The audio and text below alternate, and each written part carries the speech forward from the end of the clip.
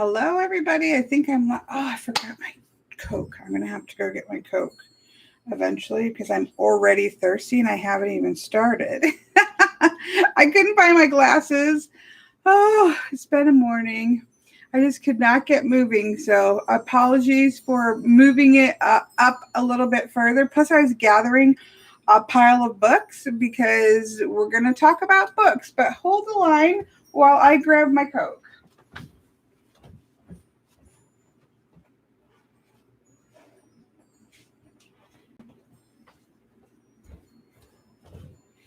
It is super, super windy here. Really windy. So hopefully the internet acts correctly because sometimes when it's this crazy windy, it gets a little crazy. So we'll see. We'll just plug along. I should not have a Coke around all these books, but that's okay. And we're going to have to dive right into this. Hello, everybody. Hello, everybody. I hope all is well. I am going to go through some books because I literally am feeling a bit claustrophobic. I always have people ask me what my favorite books are. And I figure in this time in which we are all, not all, some of us are, stuck in the house more than we normally are, that this would be a good time to go through some of my favorite books. Now, this is hard for me because, well, in some ways it's kind of easy because I have moved several times and I went from a very large book collection, very large, like floor to ceiling, across the wall, covered in books, to a very small physical book collection. But that means, and I've gone through my books several times to read them out. So that means that the books that I've kept are books that I've kept for a reason because I love them.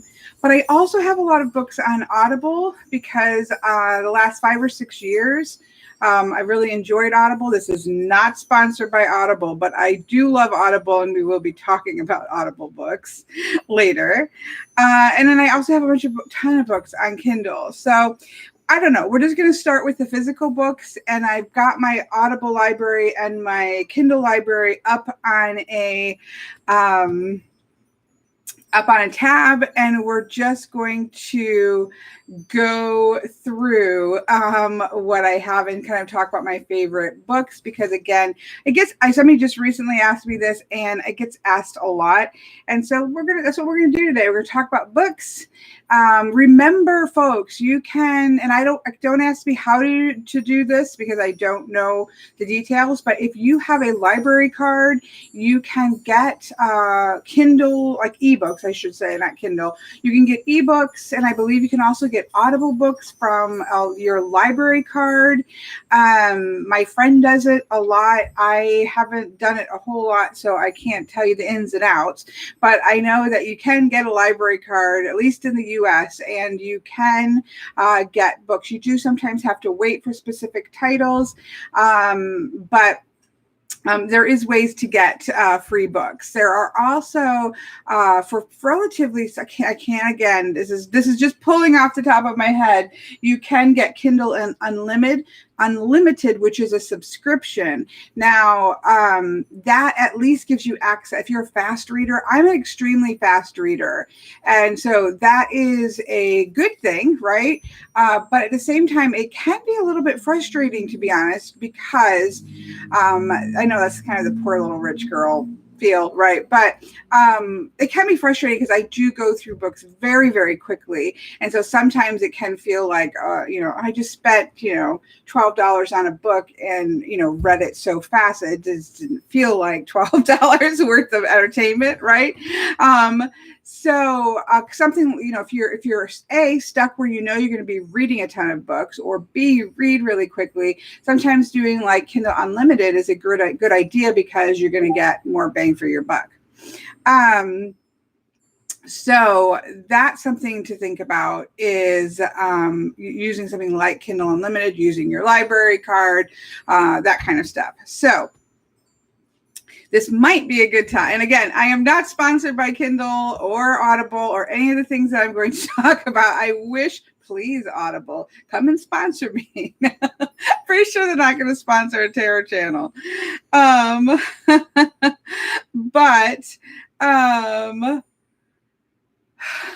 But they don't. So this is not a plug. These are just the things that I use. So please don't take it that way. Okay. So hello to everyone who is come on that I have missed. I'm going to try to dive in because, again, I am quite a claustrophobic person. And even being hemmed in by books makes me very claustrophobic. So I'm going to go through these. Again, some of these I've just picked like one from a particular author. I'm going to start with the physical books so I can get them off my table. And again, my book collection has greatly, I have no clue, greatly reduced down because I simply do not have the space for them. So I'm just kind of pulling what's around me, and then we'll take a look at my Audible account and my Kindle account. I'm hoping there's a way in those. I haven't looked. Maybe somebody who has one of those while I'm talking about books can maybe take a peek and see if there's a way to find out which of your Audible or your Kindle books you have read the most often. I know on my Audible the one that I've read the most often, but that would be interesting to see. I don't know if that's possible or not. That might help us because I have a lot of books, but we're going to talk about that as we go. This is in no particular order. This is in the particular order of piles of books. So no order here. Okay, so let's get started. I highly recommend these two books. They are very small books. If you are not a quick reader and don't like really heavy, thick books, then these are amazing. The first one is called A Moonflash by Patricia McKillip, and the second one is The Moon and the Face. I absolutely love these books. These are older books, but it does not matter. This is just about finding your world being much bigger than you think that it is. That's all I'll say to that. But these are absolutely amazing. I have a couple Patricia McKillips in here. I adore Patricia McKillip. She is, in fact, let's just finish. I have two others. Obviously, I taught these. I did a class on these in November, and we did some tarot readings and things as well, but it was a lit class. And her Winter Rose, and this is a Winter Rose, and then the sequel to that is Solstice Wood. I obviously really love these. I pretty much can recommend any book by Patricia McKillip. She's a very poetic writer. She is a very so some people may not love her style, but I would argue read it anyways. It's amazing, and we should, continue to love this style of reading and not go to too straightforward reading all the time. So Patricia McKillip, but particularly Moonflash and The Moon in the Face, as well as Winter Rose and Solstice Wood. So I don't know how to do this. Let's pile those over there. Oh, I'm so glad you enjoyed it, Tara Student. I enjoyed it. It was the highlight of my entire 2019 year. So another one that I highly recommend is called Strands of Starlight. Well, I don't even know if this is the last book. See, I just grabbed a book. The very first book is called, I hope this is one of those lovely books that tells us, but no. So just look up Gael Baudino. Ooh, Maze of Moonlight, maybe. It is not one of those books that tell you. Oh my goodness! Can we just pause for a moment here? We're just talking about books. I just was flipping through here and I saw the word tarot. Let's pause a moment. This is interesting. It says.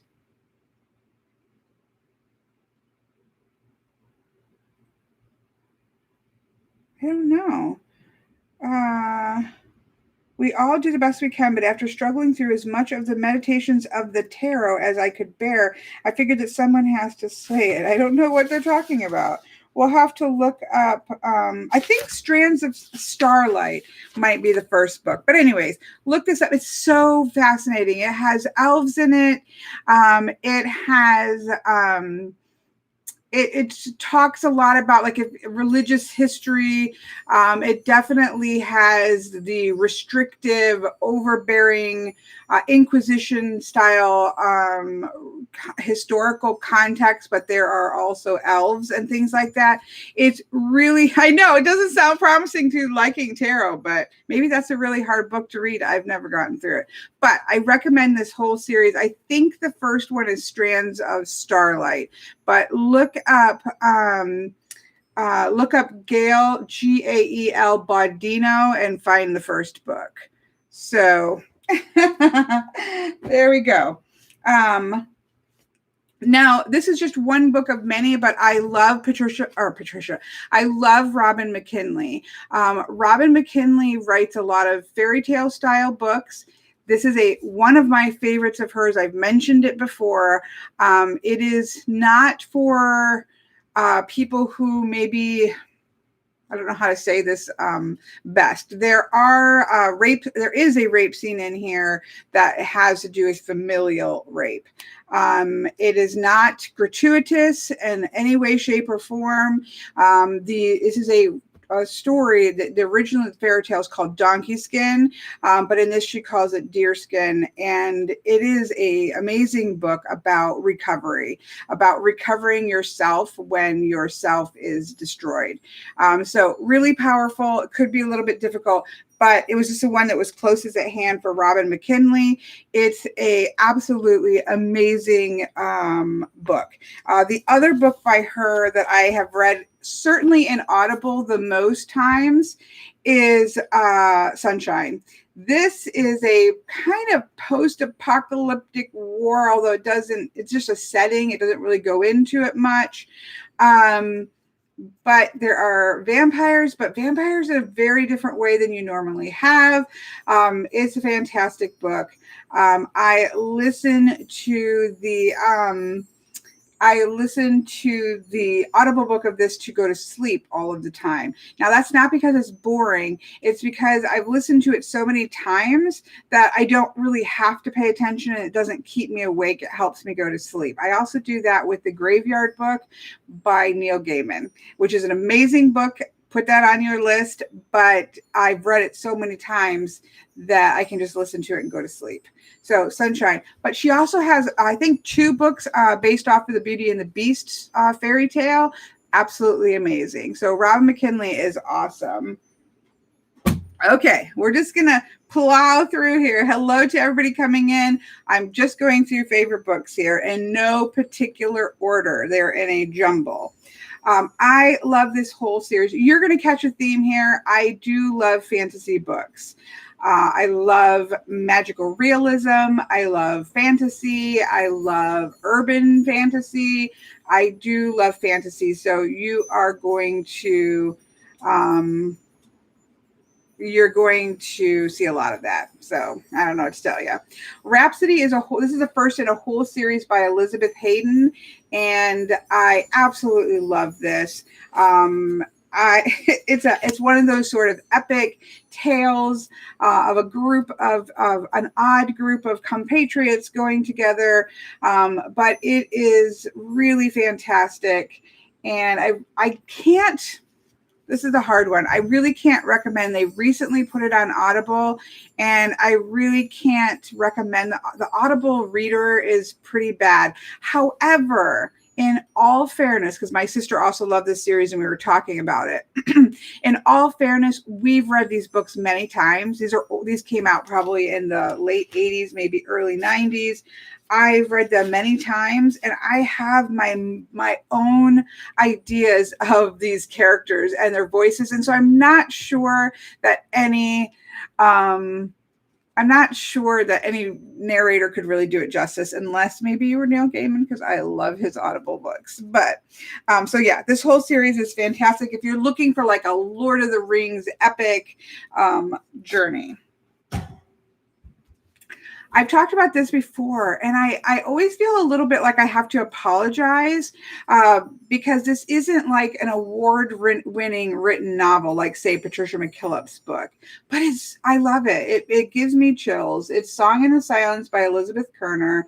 And I absolutely, I love... you did get it. Oh, yeah. Apparently, it is a good time to, yeah. Girl with All the Gifts is an amazing, thank you. So, tarot student knows me well. Girl with All the Gifts is an amazing book. And it's also a movie that's not too bad. It's not as good as the book, but the movie isn't too bad. I recommend both. But that is a zombie story that's very different than many other zombie stories. Same thing with Warm Bodies. I don't recommend the movie, although, I mean, watch it for the fun of it, but the book Warm Bodies is really good. Anyway, Song in the Silence. It's just one of those books. I don't know, to be honest, why I love this book so much. It's one of my favorite books. I've read it so many times. It's about that wishing and longing for something more. And that the feeling of the main character here of really believing in dragons and longing to prove that they are real is something that as a child I related to. And so I really love this book. I can't say it's like a mega amazing written book, but I love it. So, there you go. Of course, this is just for The Hobbit, right? The Hobbit, The Lord of the Rings, The Silmarillion, all the things, right, of Tolkien. The Hobbit in particular, I would say, is a favorite simply because, my dad read it to me. I read it to my kids. My kids, read it to each other. This will make me cry. It's my son's birthday this week. My daughter was reading it to my son when he passed away. So this is a book that means a lot to me. Emotionally, let's not get emotional.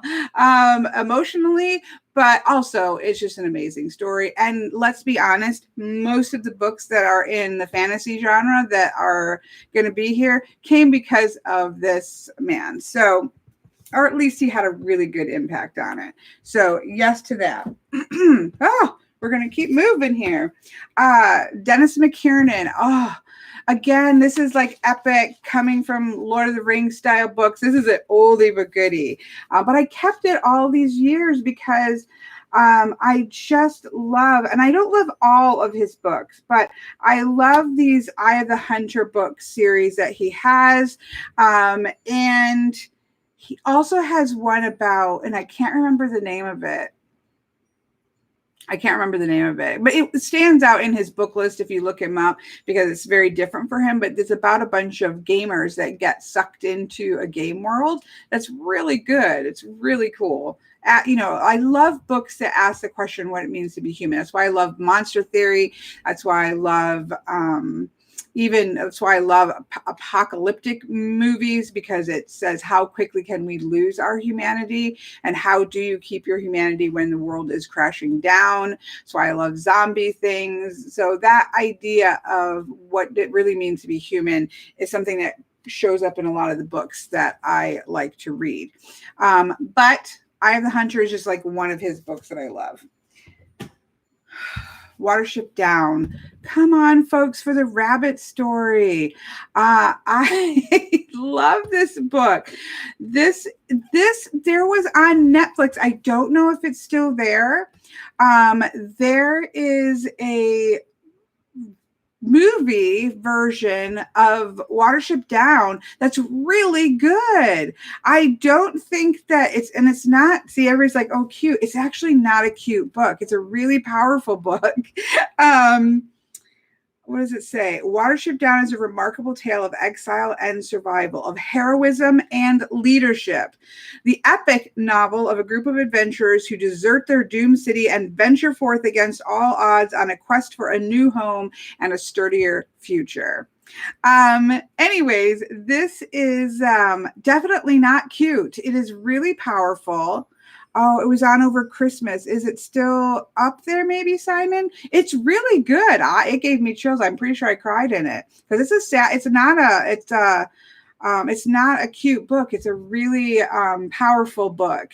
It just happens to have rabbits as the main characters. And it's fantastic, by Richard Adams. I really recommend it. The book, of course, is better. I'm always going to say that. There is one instance in which I thought a movie outdid the book, and I can't remember the name of it for the life of me. But for the most part, books are always better. Okay. In keeping with my feeling, I always am so interested in what it means to be human. Marge Piercy's He, She, and It is an amazing book. She also has another book, Woman on the Edge of Time, that is also amazing.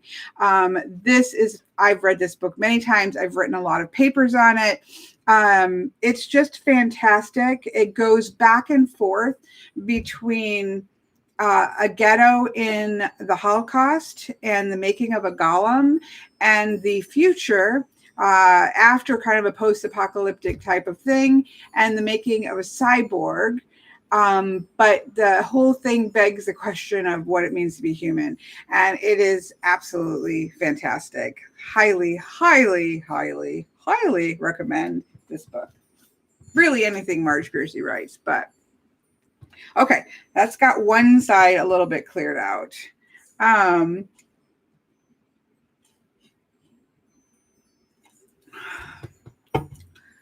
Hello, everybody coming in. I'm so sorry. I'm not watching the chat super close because I'm trying to stay on pile through at least these books. And then when we get over here to audio and Kindle books, I can maybe look a little closer, but I'm going to clear off my table. So hello, everybody. We're talking about books.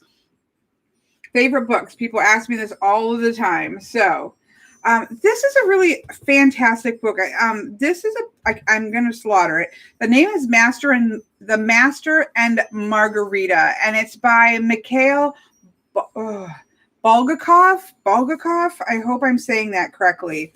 This is such an interesting book because, and you can see I wrote a book. I can always tell when I've written a paper on it. I was a lit major because I've written notes in the back. Although sometimes, I think I just put somebody's, oh my goodness. No, you know what? This is so interesting. We're going to just pause for story time. This book was given to me a long time ago I probably have a date somewhere in here. My son, who we just talked about, I'm going to try not to get emotional. Again, this is my son's birthday week. It's the worst, second worst time of the year for me emotionally. But I was in the hospital with my son. He was in the hospital all the time, and he was little. I remember that. He was quite little. And this person was in the hospital as well with a child. It would have had to be because we were in a pediatric ward. And they were not originally from America. They had, there's a little bit of difficulty, I remember, I think, with us communicating. But she was fantastic, and she gave me this book, and I absolutely fell in love with it. I have notes all through this. I have underlines all through this. I'm pretty sure I wrote a paper on this, but really fantastic. Little bit of nostalgia though, and how this is a translation. So this would have been originally, I'm sure somebody else can tell me, I believe Russian.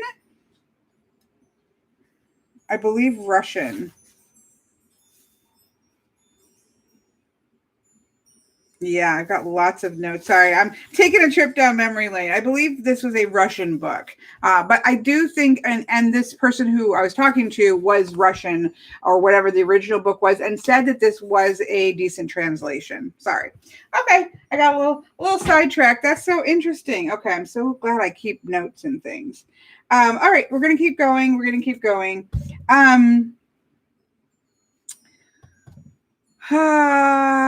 Hello to everybody coming in. We're talking books. I hate that this is the movie cover, because please read the book, don't watch the movie. I mean, watch the movie, but don't watch the movie as if it has anything to do with this book. Does that make sense? The book I Am Legend is a seminal piece of literature surrounding vampires. But the movie is a fun movie. I am going to say right up front, it's a fun action vampire zombie end of the world kind of movie with Will Smith in it. It's fun. Yes, you definitely can, Lady D. A lot of people do, even a couple weeks in. So yes, you may. The first class will be coming up today. But okay, sorry.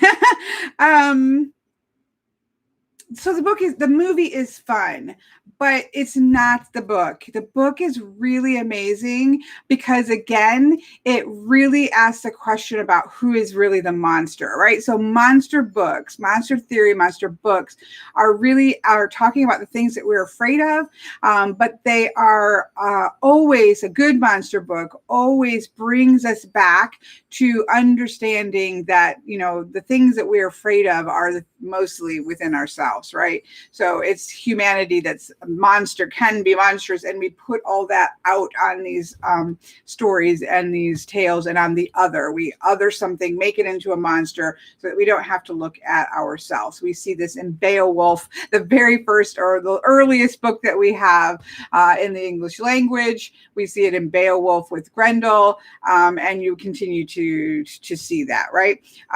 But this book, the movie ruins the ending of the book. The movie ending is nothing about the end of this book, and the ending of this book is what makes the whole point of the book, and then the movie slaughtered that.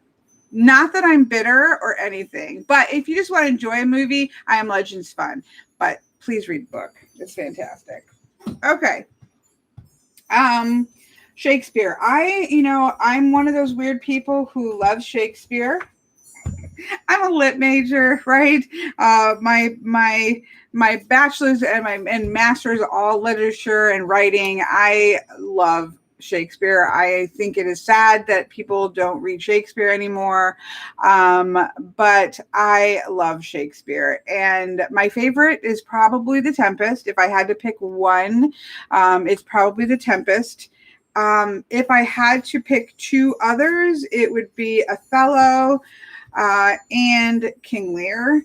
However, I like a lot of them. I do like MacBeth only because I love, and I'm really interested to see, there's a movie coming out about Ophelia. Her character is so fascinating. And I haven't seen the movie yet, but I'm kind of interested to see that movie, to see how they play, lean into her character. But my absolute favorite is The Tempest. Read you some Shakespeare. I do not know. Tarot students going into the triple comment, so it caught my attention. I'm having two more lit classes. One's in June, and I think one's in November. And I don't know which one is going to be Frankenstein. One of them is going to be Frankenstein. So we can just talk about Frankenstein. Do I love Frankenstein? Yes, I love Frankenstein. Again, I don't even know if I have Frankenstein out here, but Frankenstein is one of my favorite novels. Read the first version. Don't read the edited version where it's already she produced Frankenstein. She was 19 years old. Number one, it's amazing to think of the education of people at the time period versus now. But in the original, Dr. Frankenstein is not in any way, he's very culpable, and he's not in any way seen as, oh, poor Dr. Frankenstein. That, of course, did not go over super well, and there was a second copy that doesn't go all the way, but it does mitigate some of Dr. Frankenstein's culpability. But anyways, it's a fantastic, fantastic book, again, about what it means to be human. You can see the reoccurring theme here. I'll try to figure it out, Tarot student. Okay, this is not I'm just kind of working with fiction right now. I just grabbed one. I pretty much love everything by Charles deLint. his unforgettable tale of this world and the other. That is what Charles deLint does. And I like all of his books that are centered around his particular world. So this is just one. I can't say I know there's a website that lets you see like what is the order that you should he is. I agree. High five to Claire. Although you don't seem like somebody who would high five Claire, so I'm sorry if not. But high five anyways.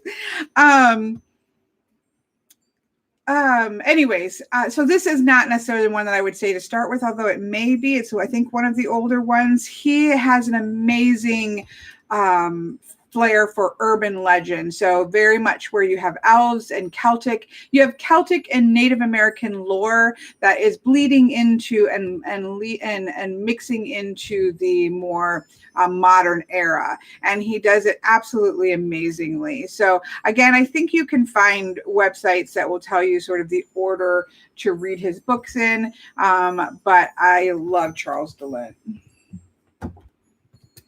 I already talked about her. So now we're going a little bit darker. Again, these are not in any kind of order.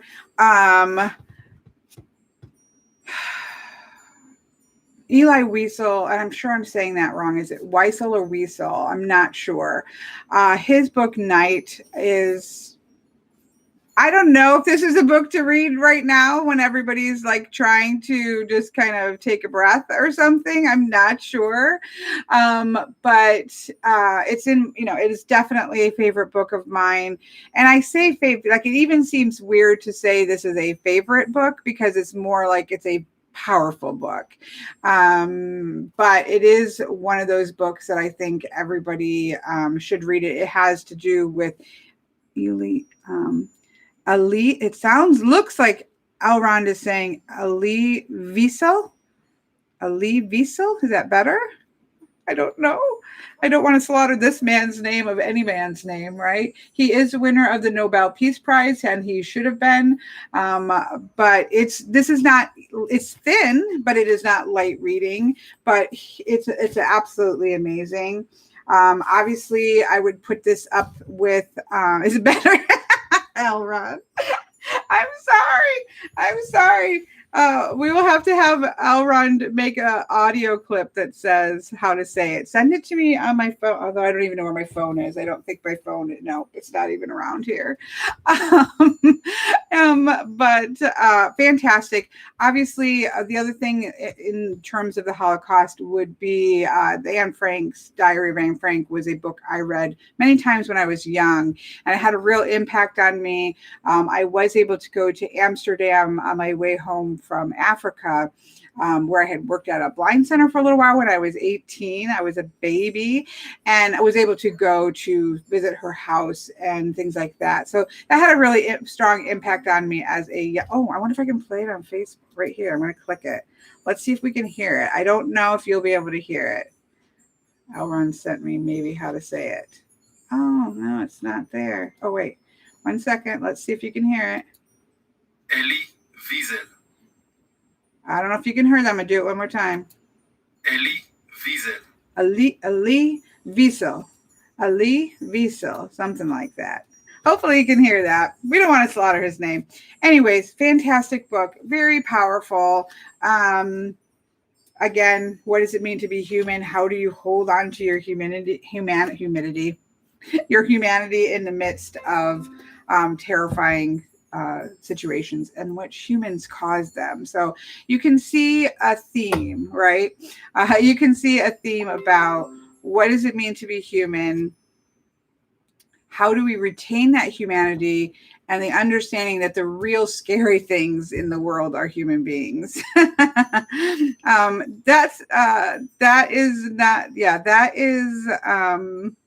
That was Elrond. That was our lovely space between the notes being my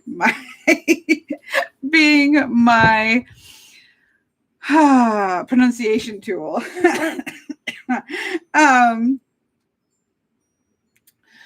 Okay, continuing on. C.S. Lewis. till we have faces. Come on, folks. I know that everybody who loves C.S. Lewis is because of the Narnia series. I love the Narnia series. My kids love the Narnia series. I'm not dissing can I even say dissing? Like, is that like from the 80s, number one, number two? I'm pretty sure I'm way too old to say that. I'm not cutting down the Chronicles of Narnia. However, one of his favorite books of mine is Till We Have Faces, a myth retold. So this is the retelling of the myth of Cupid and Psyche, and it's really powerful and it's really beautiful. And read it. I'm not monetized, so don't worry. I don't know what would have demonetized me, but it is, I'm not monetized, so it can't demonetize me. Okay. Along with Frankenstein, I have to mention Angela Carter. Angela Carter is an amazing writer in general. But Nights at the Circus by Angela Carter, I was writing my thesis. So I finished before my son got really sick and moved into end of life care, I had finished my master's in literature and I just needed to write my thesis, which I've written 3 or 4 like 40-page papers on my thesis, but I hadn't pulled everything together. And my thesis was on a conversation between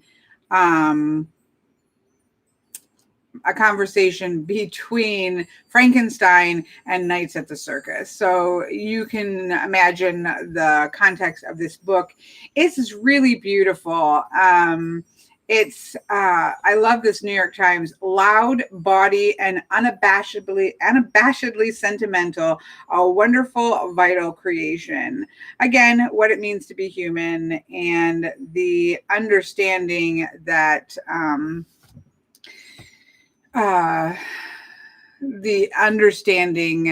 humans make messes out of things. I guess that's a good way to put it, but it's beautiful. And so obviously this is a fantastic book to read in conjunction with Frankenstein and see if you can see the conversation. My thesis was that Frankenstein was really about the other woman. So not the othering of women, not the other woman as in the third party in a marriage triangle.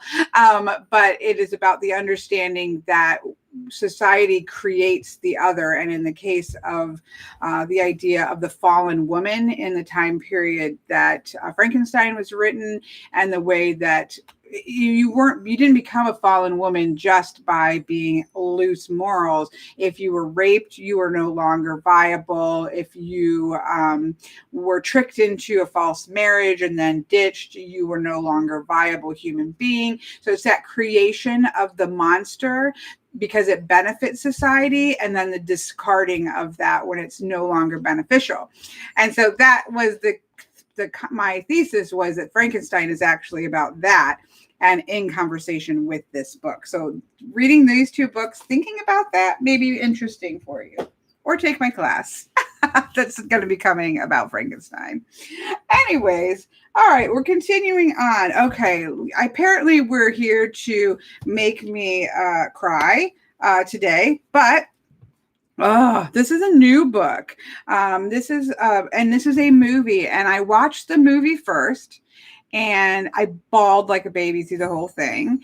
That's the power of books, Claire, is it can mean many different things to many different people, which is so fantastic. This is a wonderful story here because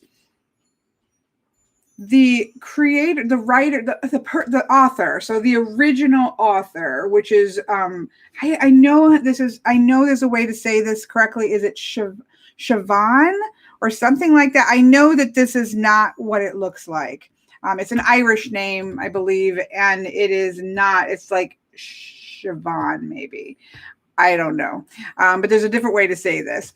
But Dowd, and she was a writer, and she put forth the bones of the story to her editor, and the bones of the story, again, I don't want to give too much away, but the bones of the story do include illness and death in it. And so she put this forward, and then she ended up coming down with cancer, and she passed away before she could write the book. The editor was a friend of hers, or they were close because had a working relationship, and really wanted the book to be completed. And so Patrick Ness took over finishing the book, or writing the premise of the book, and the illustrations were picked up by Jim Kay. The illustrations are absolutely phenomenal. Let me see if I can find a really good example. The book is it's a book, but it has a lot of illustrations in it. Let me try to find like an epic one. They're black and white illustrations, and here we go. The illustrations are absolutely amazing. The story is absolutely amazing. I watched the movie a couple times, bawled. If you don't want to cry, don't watch it. Obviously I have certain things to do with grieving that made this particularly rough for me, but I cried. The movie I agree. The movie is just as good. It does change some things to make it work as the movie, but it is just as good. The book is fantastic, and then I'm pretty sure I have the Audible book as well.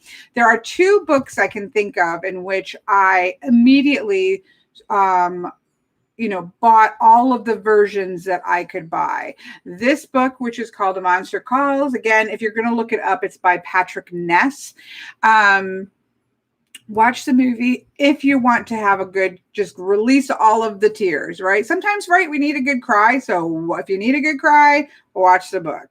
But the other thing would be, the other book that was that way was, oh my gosh, I'm blanking. I totally had a blank. The Book Thief. Oh my gosh, and I've said this a billion times in this chat. If you want to really experience an Audible book, amazingly read, listen to The Book Thief. Number one, it's an amazing book, absolutely amazing book. But the narrator for the Audible version is phenomenal.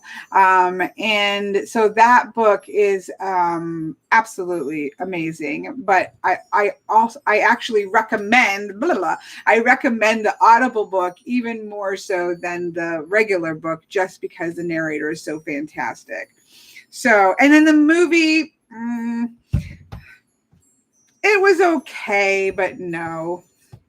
For me, that movie, and I think because the book to me is so powerful that I felt like the movie, that we lost something in the translation with the movie. So it might have been good, but it wasn't it doesn't have the impact that the actual book has. And I think that in all fairness, that's really difficult for movies, because you are changing the format, and in the changing of the format, you necessarily have to reduce, right? It's going from a book to a movie is naturally reductive, because you have to, make the storyline flow in a certain amount of time. And so the timing of a movie is very different than the timing of a book. And so naturally, when you try to cross the boundary and change genres, you're going to lose something. Now, that is not speaking down to, I love movies. Movies are our modern storyteller. I am a movie-holic. But when the books get shifted, very often we have to lose something, just because it's two different ways of telling a story. And in this case, it worked.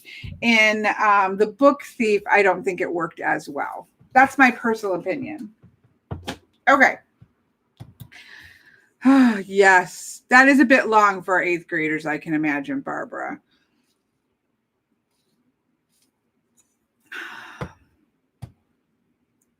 Yeah, that is true. If you read the book first, Wendy says that you often have your own perspective. I do think if you read the book first, that you come and you love the people, or you love the characters, or you love the setting. That's really hard for somebody, because that's in your head. That's the power of books, right? You get to experience that on a very personal level. And so if I read Frankenstein millions of times, I can visualize Dr. Frankenstein. I can visualize Adam, or whatever we want to call the creature. I can visualize the setting. I can visualize the atmosphere. I can visualize the agony in certain scenes in a specific way that might look very different than yours. Those are two valid experiences of the same book. But when we put it into a movie form, we are now watching somebody else's visual of that. And sometimes it works and sometimes it doesn't work as well. I'm a huge Tolkien fanatic and love The Hobbit and Lord of the Rings. And I loved the movies. Were they perfect? No. Were they exactly how I might have seen them in my head? Not necessarily, but they were, amazing, or are amazing films, and I enjoyed them. I find that I have to, if I want to enjoy a film that is by a book that I love, I just have to when I go to watch the film, I just have to let the book go for a minute and say, okay, that was an experience of the story that's separate from this movie. So I'm just going to go and enjoy this movie for what it is, unless it just completely slaughters the book. Then then them's fighting words, right? We're almost done with this. Well, here's Frankenstein, but we already talked about it. Obviously, I highly recommend the 1818 version, because that was before it got shifted. So yeah, big fan. Obviously, we already talked about it. We're coming down to the end of just this pile. Oh, what time is it? Are we like horrible? Time wise? No, we're doing good. We're doing good here. Okay. I have stories about books. I can't help it. I've already told this, so I'm going to be very brief about it. This is a book called The Things They Carry by Tim O'Brien. This is another book that I wrote a lot of papers on. This is not the version. There's no writing in it. This isn't the version that I wrote a lot of papers off of.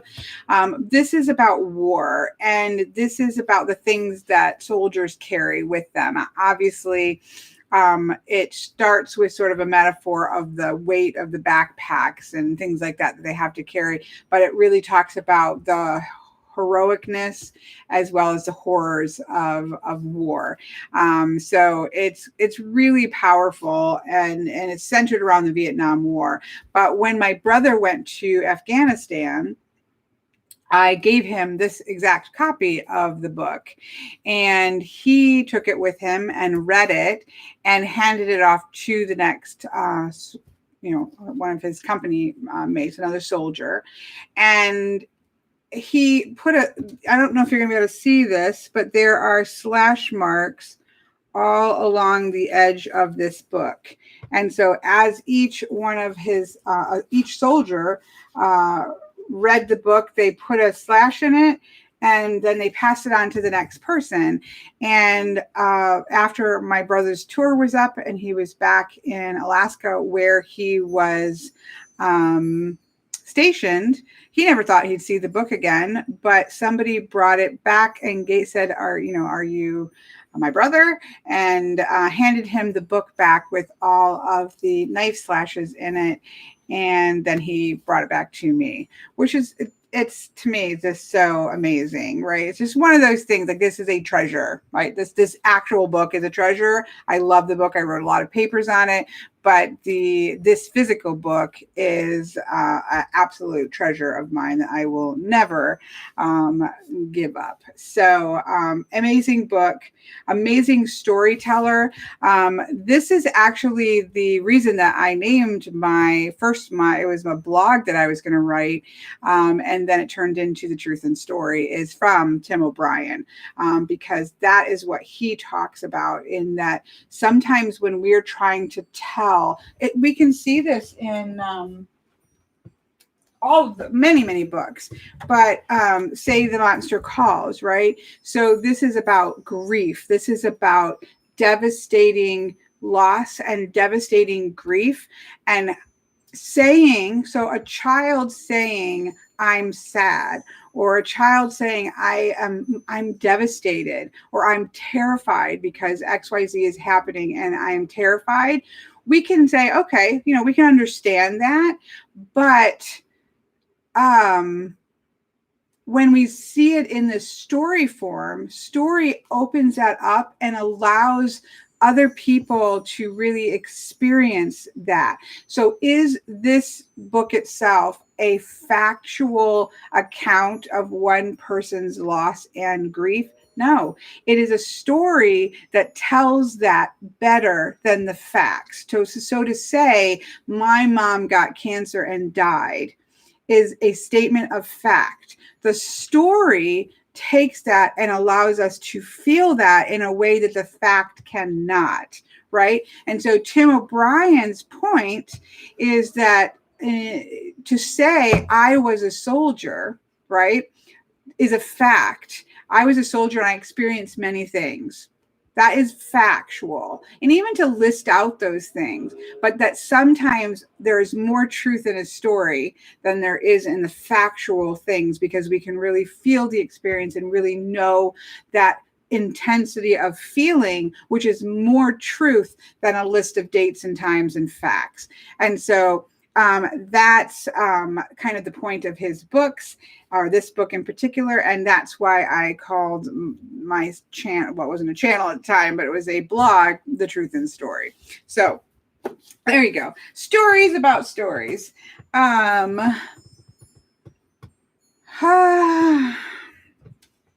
So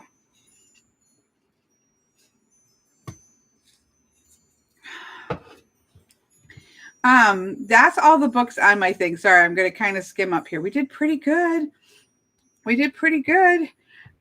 Keeping in the getting through all those books. I have some other. This is just random, so I'm just going to finish it. If you want a book of poetry, get the Best Loved Poems of the American People. If you speak English, if you're an English speaker, I grew up reading this over and over and over and over again. I had to put this in here. A book of Grimm's fairy tales, a book of Aesop's fables, and a book of poetry. Everybody should have one of those, and everybody should continue to read those. That's just a given. This is not. I'm trying to keep to fiction. Maybe I'll do a different one on kind of non-fiction-y things, but I'm trying to keep to fiction. We already talked about this. All right. I think we made it through my physical books. Woo! Oh, I'm getting really. The sun just came out. Can you see? Like it's the angelic choirs are shining down. And Edgar Allan Poe's complete. Also, Longfellow's works. I absolutely love Longfellow as a poet. Goethe, I love. Of course, I don't know how well the translations that I'm reading are. There's tons of poets for sure.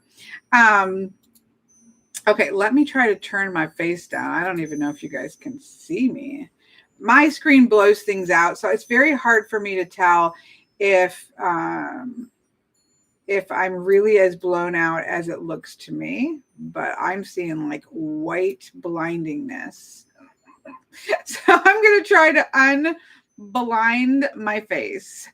I am very, very, very white, but okay, that might be a little bit better. Somebody can tell me if they're just being blinded. Blinded by the light. Okay. Bye, Barbara. Okay.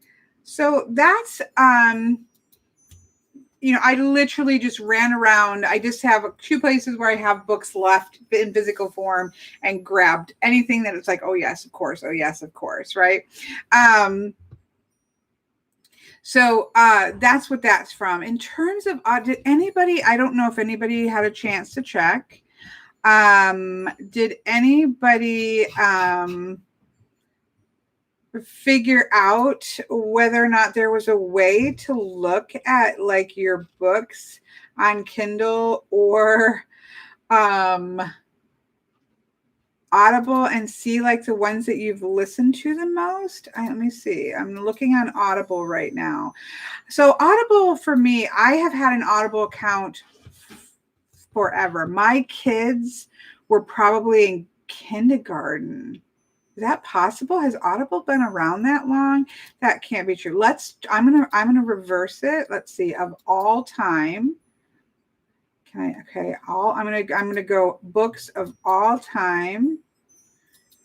Audio books. Okay. Date added. I'm gonna reverse it. 2004 was my very first Audible book that I ever purchased. My son had a hard time reading. He could read very well. He had a hard time with short-term retention. He was on a lot of oxygen and things like that. I don't know if that had to do with it, but he had a difficult time. He could read perfectly well, but as he was reading, he had a difficult time retaining what he just read.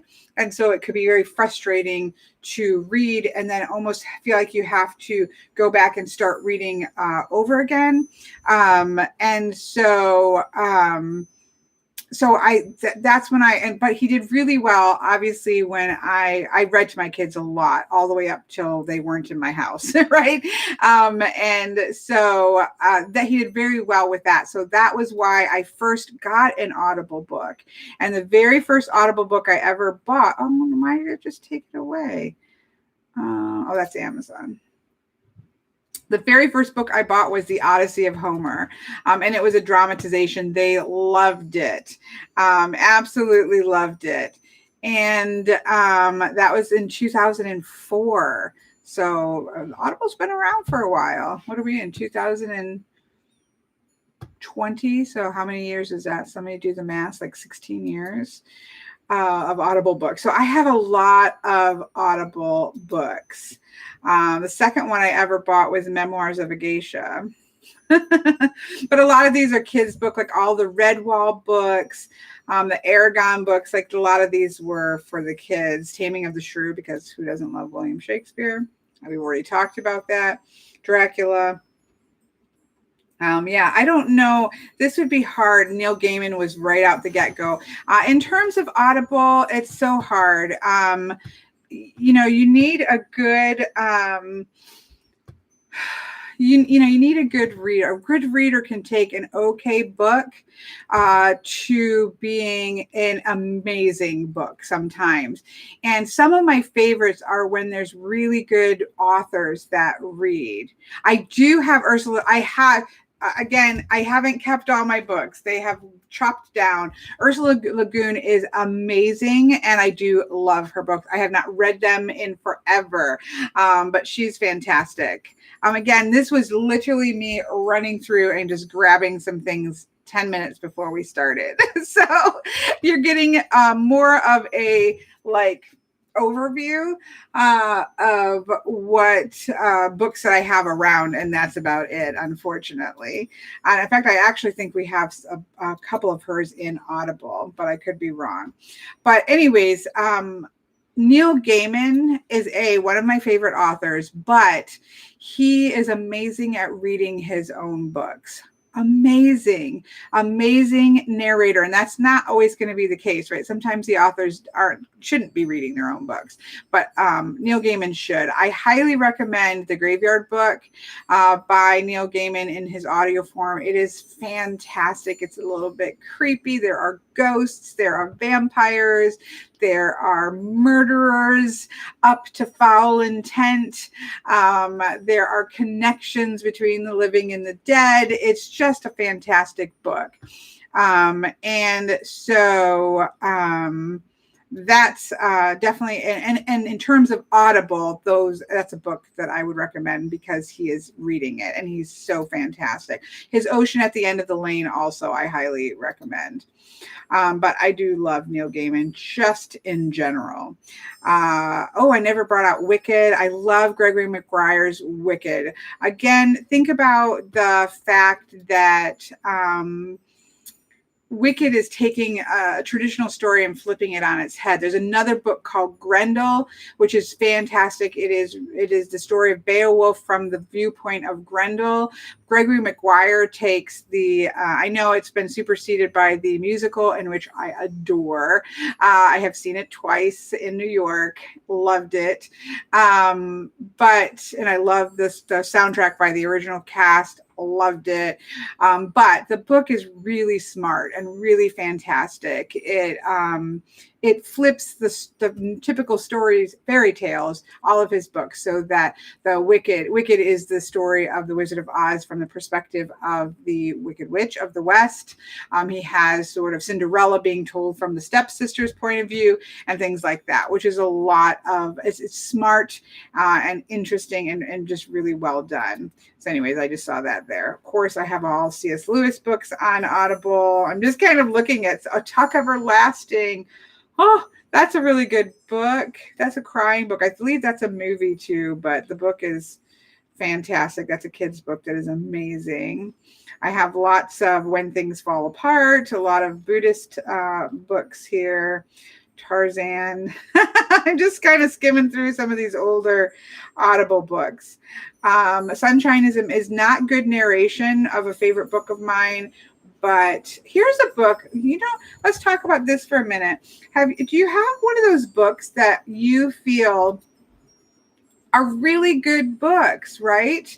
I'm re-listening to Mists of Avalon. I read that my sister and I loved that. Obviously, there's a lot of, we talked about that. I'm not going to go into it again, but there's a lot of difficulty surrounding the author of that book, but I didn't know that when I read the books, and they were amazing. And I think the books are still amazing, despite the very flawed nature of people who write them.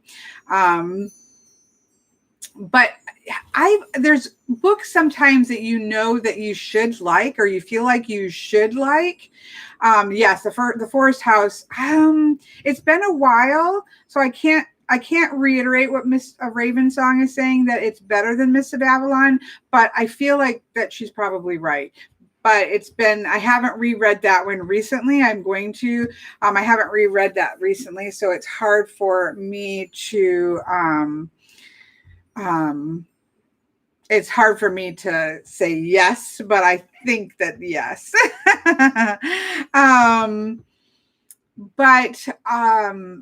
The Historian, I just saw this in my Audible. There's a book called The Historian by Elizabeth Kostova, and by all intents and purposes, I should really love that book.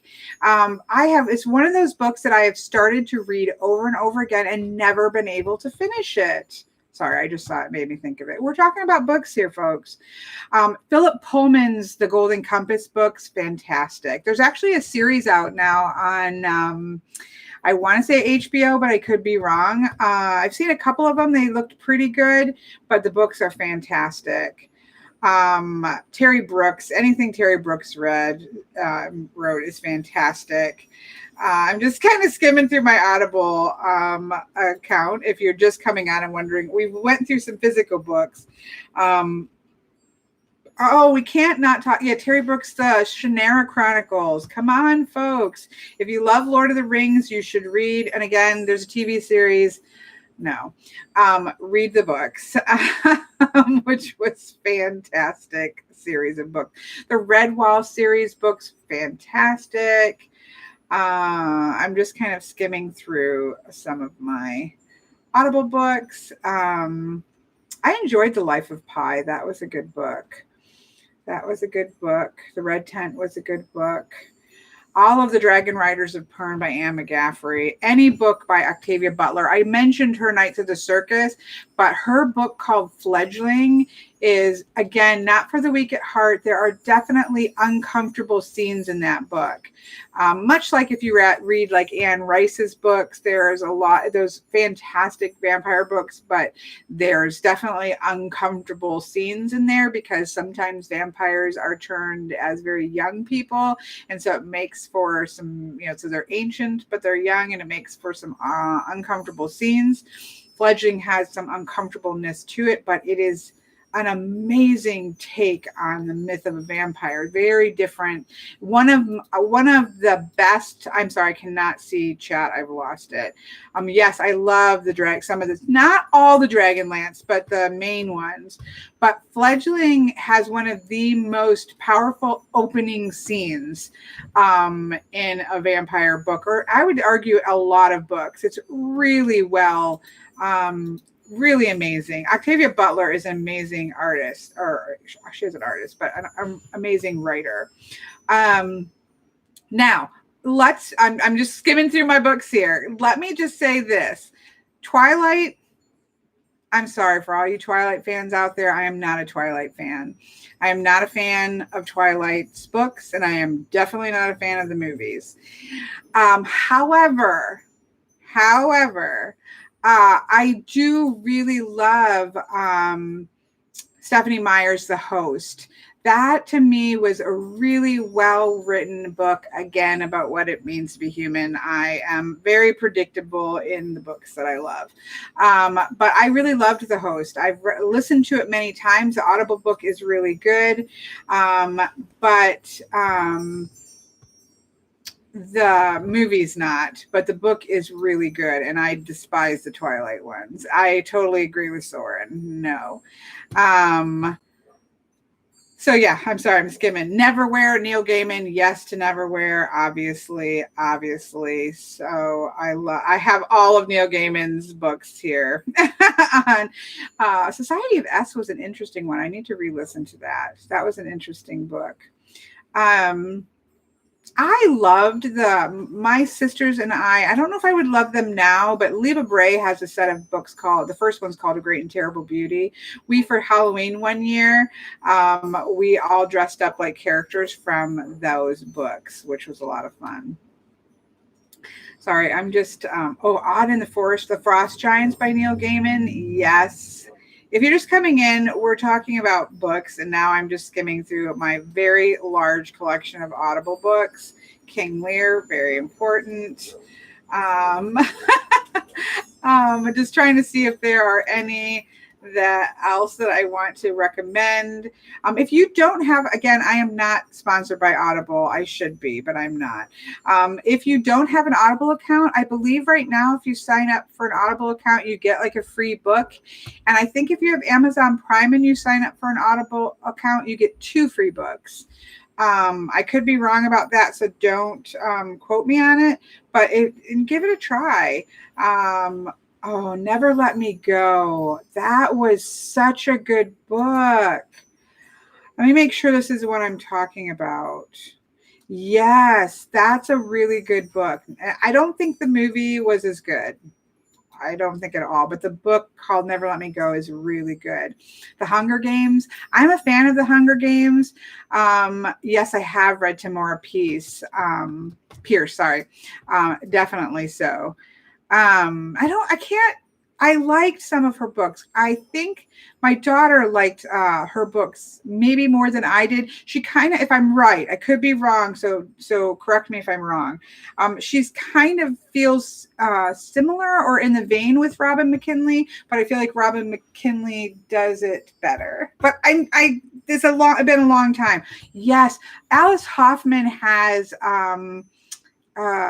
a really good book, a couple really good books. Let me come back to it. I'll just have to put her in there because I can't. There's one that I particularly loved of Alice Hoffman, but I do like her books. The Hunger Games, I think the books are better than the movies. I just rewatched the first movie last night, actually, because I couldn't sleep. And I do love The Hunger Games. There's a new book that is coming out. It's already been pre-ordered. I don't know what it is. Again, books better than the movies, but I did enjoy the movies.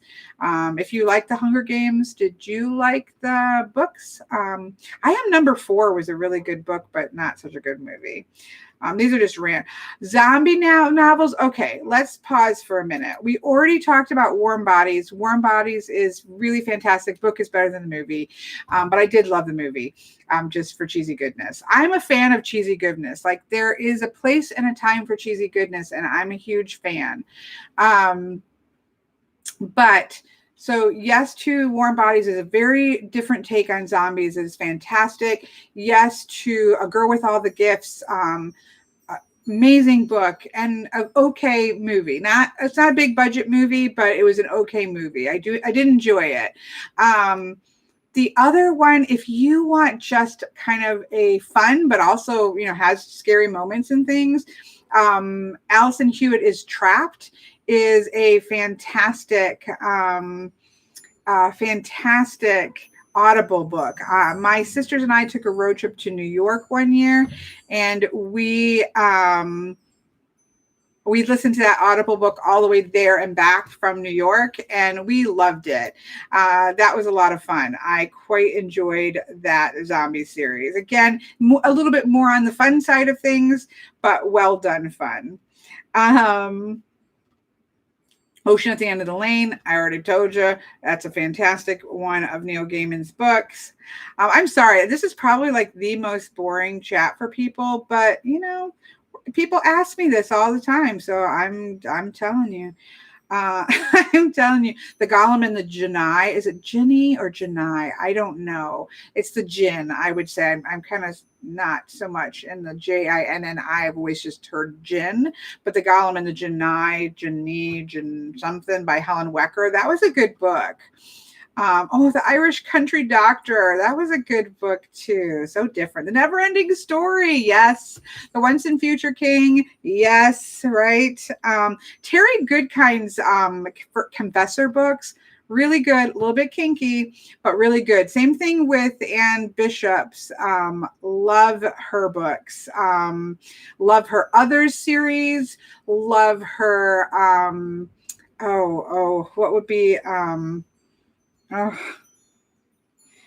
can't think of it, but they have like Lucifer's in it, not as the devil that you think, but they use a lot of some of the names. Very sexually oriented books, but still very good.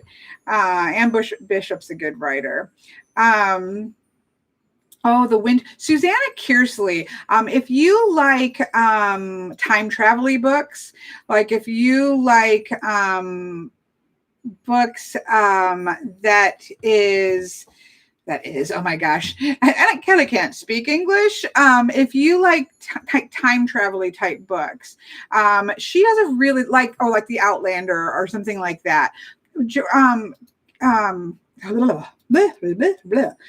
Susanna Kearsley's has some good books. I hope I'm saying the right one. I could be wrong. Anyways, my sister really likes her books too. Joanna really likes her books. Shannara books, yes. Frankenstein, again, yes. I have like all different versions of Frankenstein. Tolkien's books, obviously, Anne Rice books. Here's a fun one. Okay, let's say, folks, that you are in the midst of all of this craziness and you just want some fun books that are not going to be too like intense. I'm a fan. Look, I'm a lit major. I love to get into a good book. I love things like Frankenstein. I want to tear things apart. I really want to, ponder what it means to be human. However, there is a wonderful place for books that are just entertaining, books that are just a lot of fun, books that I am not a snobby reader, as you can probably tell from my books. I enjoy storytelling in all shapes and form. So if you're out there and listening to this and you just want a fun, kind of interesting take on books that still does talk about what it means to be human, because come on, it's me. I really love, there is a husband and wife duo. They write under a pseudonym called Ilona Andrews, Ilona. And the first one is called Clean Sweep. If you like a little bit of sci-fi, I love those three books. I'm really ready for the next one to come out. There's one that goes off like on her sister and I don't like it as well. But those three books by Ilona Andrews that starts with Clean Sweep, if you just want a fun, and then they make me cry. They're the second one. I think it's the second one. Like these aren't meant to be serious books. These are fun books. And one of them was, there's scenes in it that was so powerful. It definitely made me cry. So and it's not really intended to be that way. So I love those. If you just want to kind of step aside from anything too seriously, I recommend those. The Lake House, that was actually a good book by Kate Morton. Okay, I'm continuing to skim. I have lots of books in audio and Audible. The Girl with All the Gifts. Love the Audible version of that as well. I already talked about Anne Bishop. Look what we have here, The Art and Practice of Geomancy, because I'm a geomancy freak. Don't just read geomancy books, but listen to them too. Somebody on this channel recommended Kevin Hearn's The Iron Druid series. I really enjoyed that. Again, a little bit of fun, a little bit of Celtic lore thrown in, gods and goddesses. I know. It's true, Veronica. Sometimes, you know what book I recommended this book all the time as a time traveler's wife. I had so many people, my best friend at the time, she called me and she was at work reading the end of the Time Traveler's Wife and she was sobbing. She's like, what did you do to me? Again, movie not so much. I don't know that the movie was bad, but it's not my favorite. But the book, The Time Traveler's Wife, is really fantastic. Some awkward scenes in there as well. When you can meet yourself and have a little bit of Kaniki, that's kind of interesting. But fantastic book. The one I just said was the Iron Druid series, and somebody on live chat recommended this. Again, a bit of fun, a bit of tongue in cheek, a bit of battle and slaughter between gods. I would say that if you enjoy Neil Gaiman's American Gods, that you would probably enjoy Iron Druid. Not like mind-blowingly, this is the book for all times, but a good romp through Celtic lore and Celtic gods and goddesses and such. I quite enjoyed the whole series. So yeah, definitely would recommend those for, again, when you don't necessarily have to be contemplating the destruction of the worlds. You can just have a little bit of enjoyment. I liked Paula Braxton. She had a couple, I don't like all of hers, but she had a couple witch books that I quite enjoyed. American Gods, I just mentioned. The Night Circus. My friend Patrick sent me the book, and I will say in the last since my son passed away, I had a hard time reading, staying focused on books, and I switched really heavily to Audible books. So I ended up getting The Night Circus, which I highly recommend. But I got it. I have it in physical form, but I couldn't get through it. And so I switched it to the Audible book, and it's fantastic. So I highly recommend A Night Circus by Erin Morgenstern, who happens to love. This is how Patrick found tarot, because the author of that really loved the Wild Unknown. And I believe that's how Patrick found the Wild Unknown and started his journey. Can we talk about, I'm sorry, I'm jumping around because I'm looking at books because I love books. Can we talk about how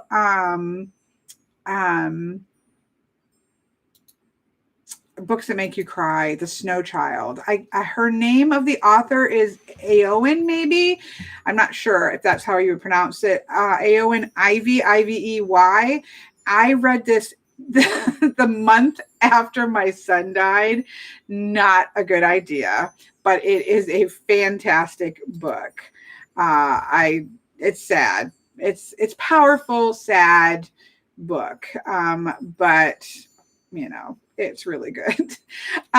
Peter Pan. I mean, I love Peter Pan. I already talked about Rhapsody. I've already talked about Neil Gaiman. I've already talked about Anne Bishop. I've already talked about that.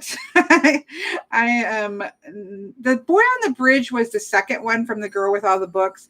That was okay. It was good. If you like The Girl with All the Gifts, you want to read The Boy on the Bridge, but it wasn't as good as The Girl with All the Gifts. So it was good, but it wasn't as good. Howl's Moving Castle.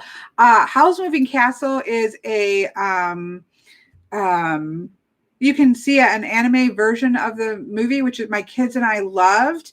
But the book, Howl's Moving Castle book, and I love the movie, so I'm not saying anything bad about the movie, but I love the book a lot. I just re-listened to that like last year. In the last year or two, I re-listened to it, and I was like, that really is a fantastic book. I highly recommend that. Yeah. I recommend that. Again, Anne Bishop's The Others novels are really interesting and fantastic. I love Deborah Harkness's Discovery of Witches. I don't like the TV series. It's pretty bad. The chemistry between, if you love it, I'm so sorry. I'm so sorry that you love that. No, I'm sorry that if I'm cutting you down. However, I do not think there's any chemistry between the two main characters. Where do I purchase? I purchase audiobooks from Audible. I know there are other places. Somebody just said, Beckibeetle just said Libby. I know that my friend Bart, I don't have my phone. He's probably messaging me and telling me. You can do it for your library. You can, if you have a library card in the US, I'm not sure about if somebody maybe is out of the US and knows whether you can do that in other countries in Europe. I don't know. But in the US, you can use your library card to get audiobooks. On your phone device. They have an app that allows you to rent your library books, both in ebook format or in Audible format. Sometimes you have to wait for a particular title, but you can do it that way. But all of my Audible books are through Audible. I've had it, just looked it up. I've had it since 2004. It's one of those things like, groceries and Audible and in the internet in general are like my important bills, which I don't know what that says about me. Obviously I want to eat, and even groceries. Like when I've had some very, very lean years, after I left my ex and wanted to continue staying home with my son while he was alive. And so I just kind of scraped by, and I got Audible books. I ate rice and beans and I had an Audible account. So that's, I don't know what that says, right? That I would rather have my Audible account than have anything really fantastic to eat even. Or my internet. I need my internet because I'm a gamer, and I need Audible.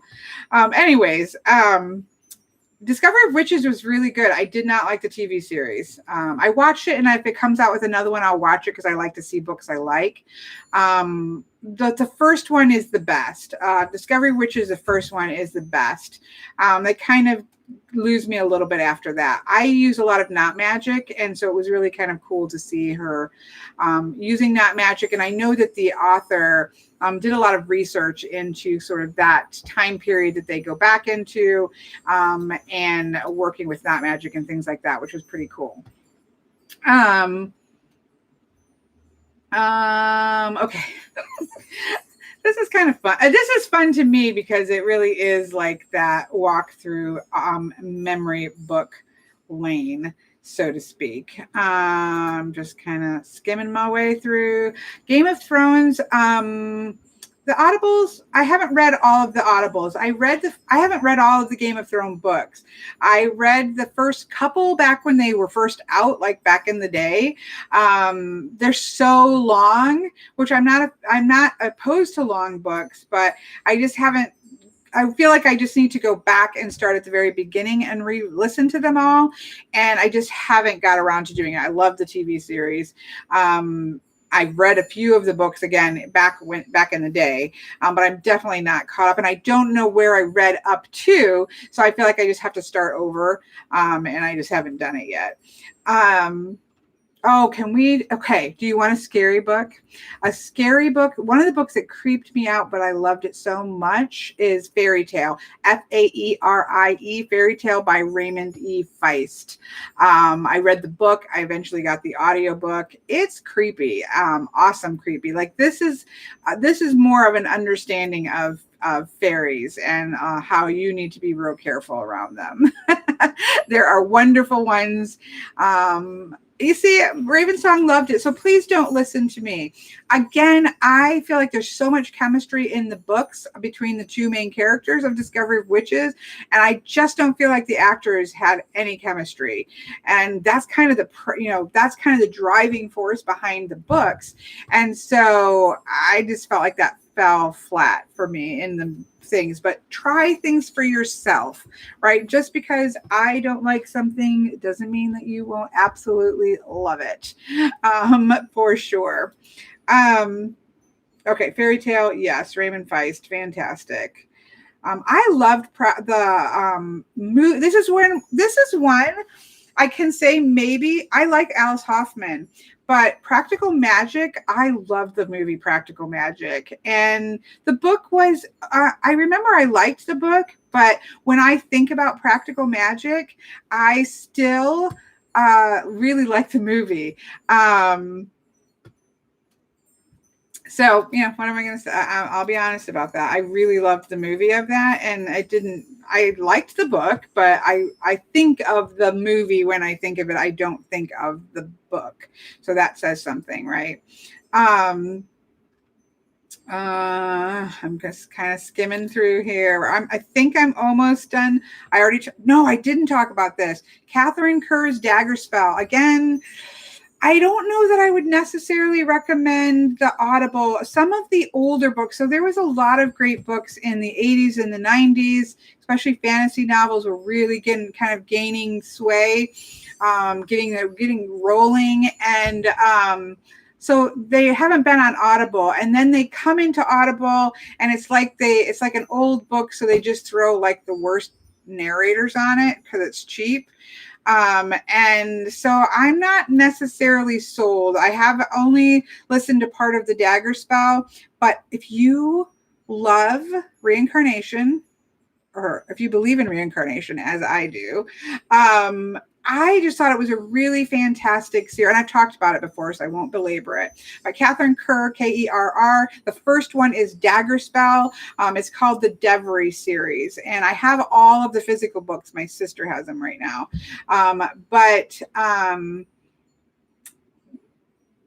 They're really good books about consequences, about meeting up with people, because I do believe that we can reincarnate in grouping. Sometimes we will bump into the same people that we have to deal with. There's some kind of thing that we have to work through with in some way. And so I think she does a really fantastic job, but I don't know that, I'm kind of with Leslie on Discovery of Witches. I really loved the first one. I liked the second two. So they were like, I'm going to read them because I want to find, and can I just say this, lovely Leslie? Oh my gosh, the wind is so terrible. My poor dog's where is Belle? She's right here. She's not too upset. The wind's absolutely crazy. What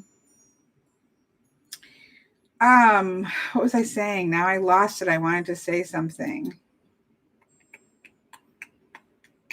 There's a new Discovery of Witches. I don't want to click away, but I believe there's a new one on different characters, and it's like as good as the first one, Leslie. So I'll try to remember to look it up. If I don't remember, I apologize. But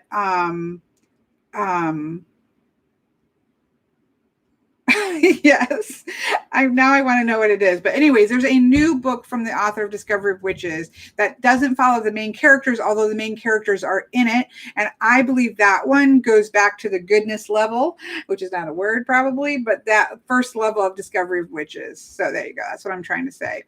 I really like, now Nora Roberts is known more as a,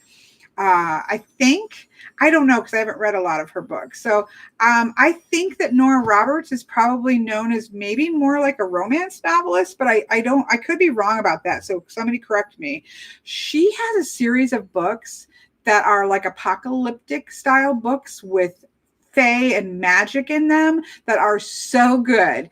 This is one I would definitely, backtrack. Definitely maybe a little bit creepy given today's situation with the coronavirus, because it does start with sort of a magical virus. So, and it's pretty rough. The opening to these books are pretty rough in terms of virusy kind of things. So the first book's called Year One, and it's by Nora Roberts. It's the there's a name for the series. The second one is Of Blood and Bone, and the third one is The Rise of Magics. If you like magic, and you like apocalyptic end of the world kind of thing, it's fantastic.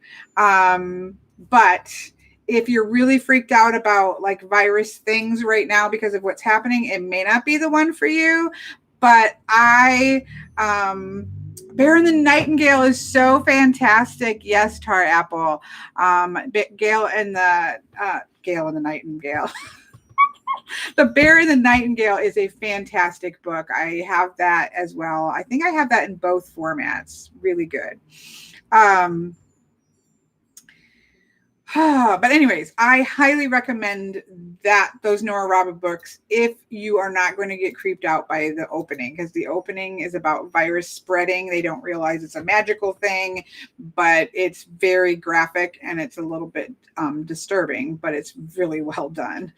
So yeah, got to put that one out there with the caveat that might be a little bit rough. Fun books. If you want a fun book, I love the Soulless series by Gail Carriger. If you like steampunk and you like vampires and werewolves and you like tongue-in-cheek, let's just have a little bit of fun. The Soulless series by Gail Carriger is a lot of fun. I quite enjoy that series for a good like brain cleanser when you really don't want to be crying. You don't want to be, feeling weird. Morgan's Cross by Nora Roberts. Also, I just read the first two of Morgan's Cross. Again, time travel-y, end of the world, vampires, good and bad vampires, Morgan the goddesses coming to try to help. That's a fantastic series so far. I've read the first two. I'm trying to do some palate cleansers. I call them palate cleansers when you are just, you don't want to think overly far. You don't want to, you just want to have a good, fun time and not it tax your brain too much. I also started reading The Blood of Elves, which is the Witcher series. It's supposed to be fantastic. I haven't finished it yet. I can't really. So the ones that I have up, okay, we're coming to the end. The ones that I have up or am reading right now is I just started The Blood of Elves, which is again based, the Witcher series is based off of these books. It's, I believe, a Polish writer, and people rave about this book. And so I've just started it. I've also started a book called Boudica, Boudica, by Amanda Scott, which so far is quite interesting. And I also just purchased, but haven't started reading Fire and Blood, which is 300 years before Game of Thrones, because I thought that might be an interesting way to sort of restart watching the Game of Thrones. Oh my gosh, my patio furniture. I'll be right back. I think my patio chair just went flying.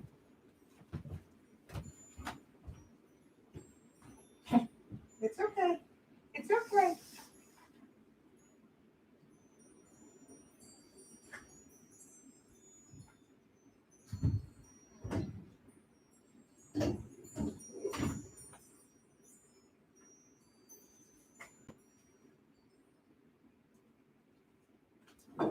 You're okay. You're okay. I know it's so windy, isn't it, Val? Come over here. You're fine. Hello, Miss Kristen. We have not. We need to do that. We need to stop. I think I'm done. Right? It's 1:30. I've gone through my whole Audible library. I've gone through my whole. This is not touching my Kindle library, but that's for another day. Probably. I think I've given you enough. Actually, now it's getting really dark and you probably can't see me. It's interesting light today. Let's try to brighten it up a little bit, maybe. I don't know. It's super windy here. It was storming last night. So we did get a lot of storming last night. But today it's just super windy. I'm really surprised the internet. I am in an old building, and I think the connections where it comes to the house, if it's icy and sometimes if it's super windy like this, it doesn't hold really well. So I'm quite surprised that the internet has held up.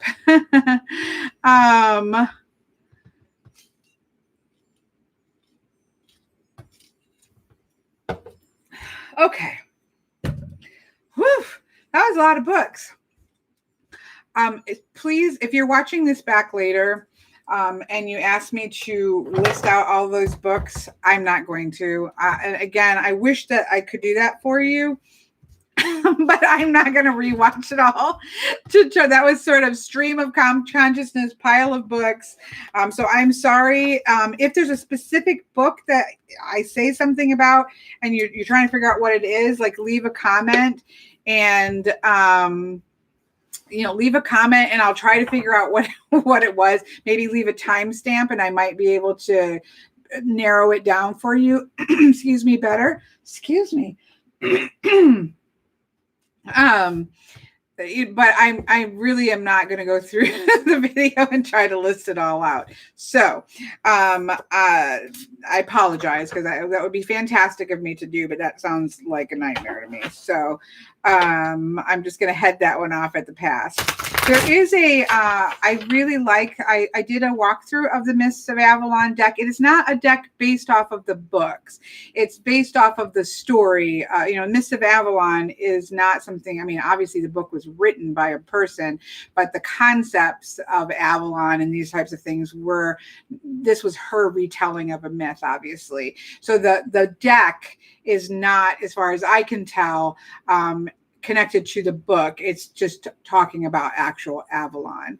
I know, Soren, I feel rude to say it's not going to happen. Don't bother asking me, but it really isn't going to happen. It's one of those things you have to be here in the moment and you watch through the agony of it. It's the best I can do. But I actually really like the deck, especially once I trimmed it. So Soren's like gets me. He's like, no, it's not. I would like to be that person that would go back and do that. But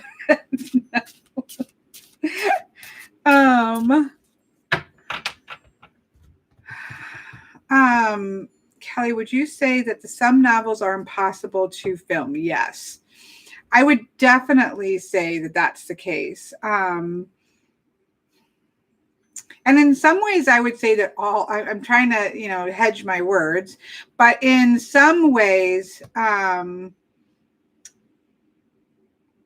thank you, Becky. Becky said she made a list in Word as I was talking, but she didn't include stuff she already has read. But if she puts it in a comment, I'll pin that up so that people can see that. Thank you, Becky. I appreciate that very, very much.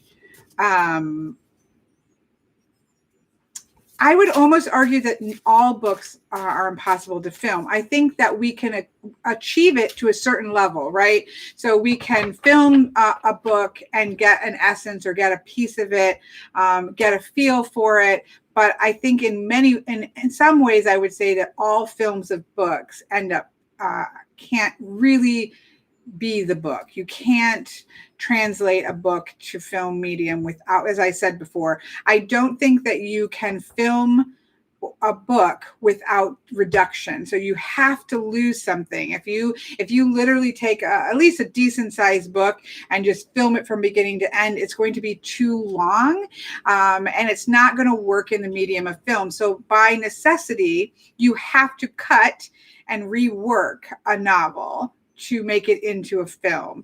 And so by that nature, it's impossible to just really film a book. Audible is the closest you can get, is having somebody read it. And the best books, sometimes if they're well done, like Neverwhere has like a full cast reading. I believe American Gods there's some books that have a full cast readings, even sometimes with sound effects and things like that of books, when those are done well, that's probably the closest you're going to get, because it is, you're getting the differing voices, you're getting some of the sound effects, you're getting like, you're feeling, you get a little bit more than the books, but everything in the book is still there because it's being read. So that's probably the closest a dramatized reading, a good dramatized reading is probably the closest you can get to a production of a book that can succeed, because a novel, as I said, by nature is going to reduce. Now, possibly some people are saying maybe a series or a mini series is the better way to do, especially a longer book. And that would certainly, because that allows you to go as long as you need to go to do the whole book. But that's just me. That's my feeling. But I do think there are just some books that you just can't. Now, some of that was technology. Now, movies can do so much more than they used to be able to do. And you can probably do a whole lot more and be able to capture a whole lot more than you would. But again, by the time constraints of movies, I feel like you're always going to lose something. So,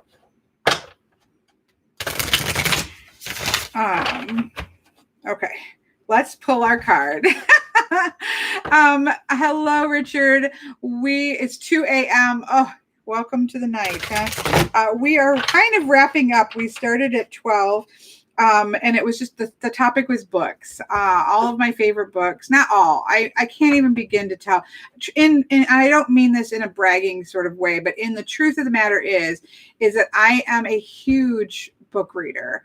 And I have been since I was very young. So and I read very, very fast.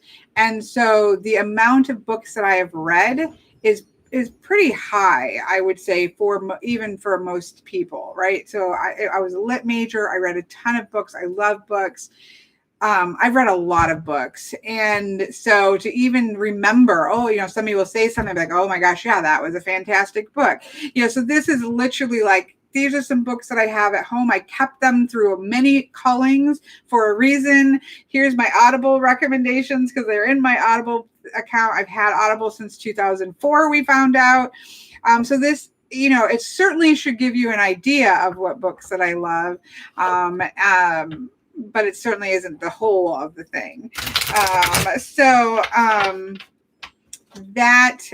People have been reading you work through your unread books for sure, or go back. And I'm a fan of rereading. I didn't know this about myself so much, but I'm actually quite a fan of rereading some books. That may be Claire. I might give you that one. Claire says Last of the Mohicans was improved as a film. I might give you that, Claire. Because some books, obviously not all books are good books. So I do think that that a movie, so I think you're right. That's a good example. Not all, so I would say a good book is impossible to recreate truthfully in film. Poor books that have a good story idea, but they never really accomplished it well, could, I think, do really good. Sometimes taking that story and reinterpreting it. So yeah, I guess I'll go there. Anyways, I sometimes enjoy, I think I was talking about rereading. I do enjoy rereading books. If it's a good book, I like to go back to it, and sometimes multiple times. I do enjoy rereading books.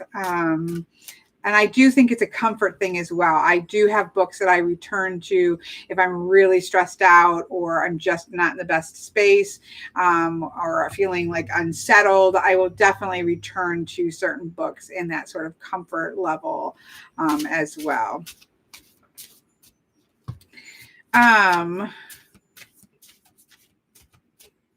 Yeah, I do like new books too, but I do enjoy a good reread. So yes, I definitely, well, okay. I can't go all the way with you, Nana Lane.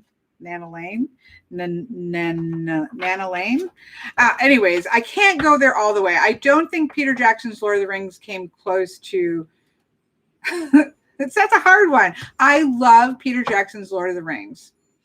I love the movies.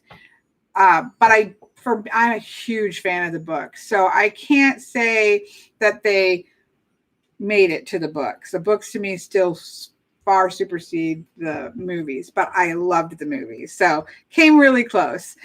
Came really close. I also, can we talk about King Kong? Didn't Peter Jackson do King Kong, which Jack Black is in? I love that movie so much. Poor King Kong. Hello, Miss Molly, coming in at the end. By the way, Richard says, according to research, rereading favorite books can be therapeutic and comforting because you already know what is happening, or reading things that you already like or the element. It makes sense why it's comforting to read a well-loved book, right? To kind of go back. And I do that with movies too. I think a lot of people do that with movies. We'll have to have another video on movies because the point is a lot of us are stuck inside maybe more than we normally are. I'm usually inside a lot, but so going through a lot of my books seemed like, okay, let's talk about books I like in case somebody's looking for a good book to read. We should do the same thing with movies, because I love storytelling in all forms. I like audible storytelling. I like visual storytelling. I like movies. I like good television series. But I definitely have comfort movies that I'll go back and rewatch over and over again. For sure.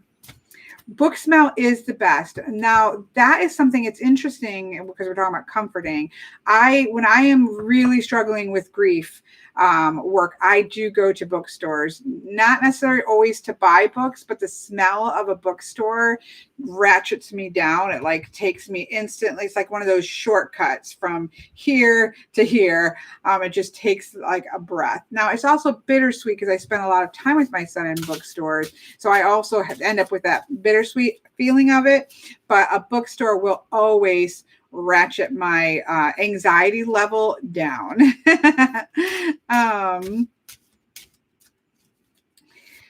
So yeah, I definitely think we should do the same thing with movies. Used bookstores, but for me, it's about, we don't have a lot of used bookstores left anymore. I think I can think of one. The closest bookstore to me is Barnes and Nobles. And if I walk into Barnes and Noble, my anxiety goes from here to here.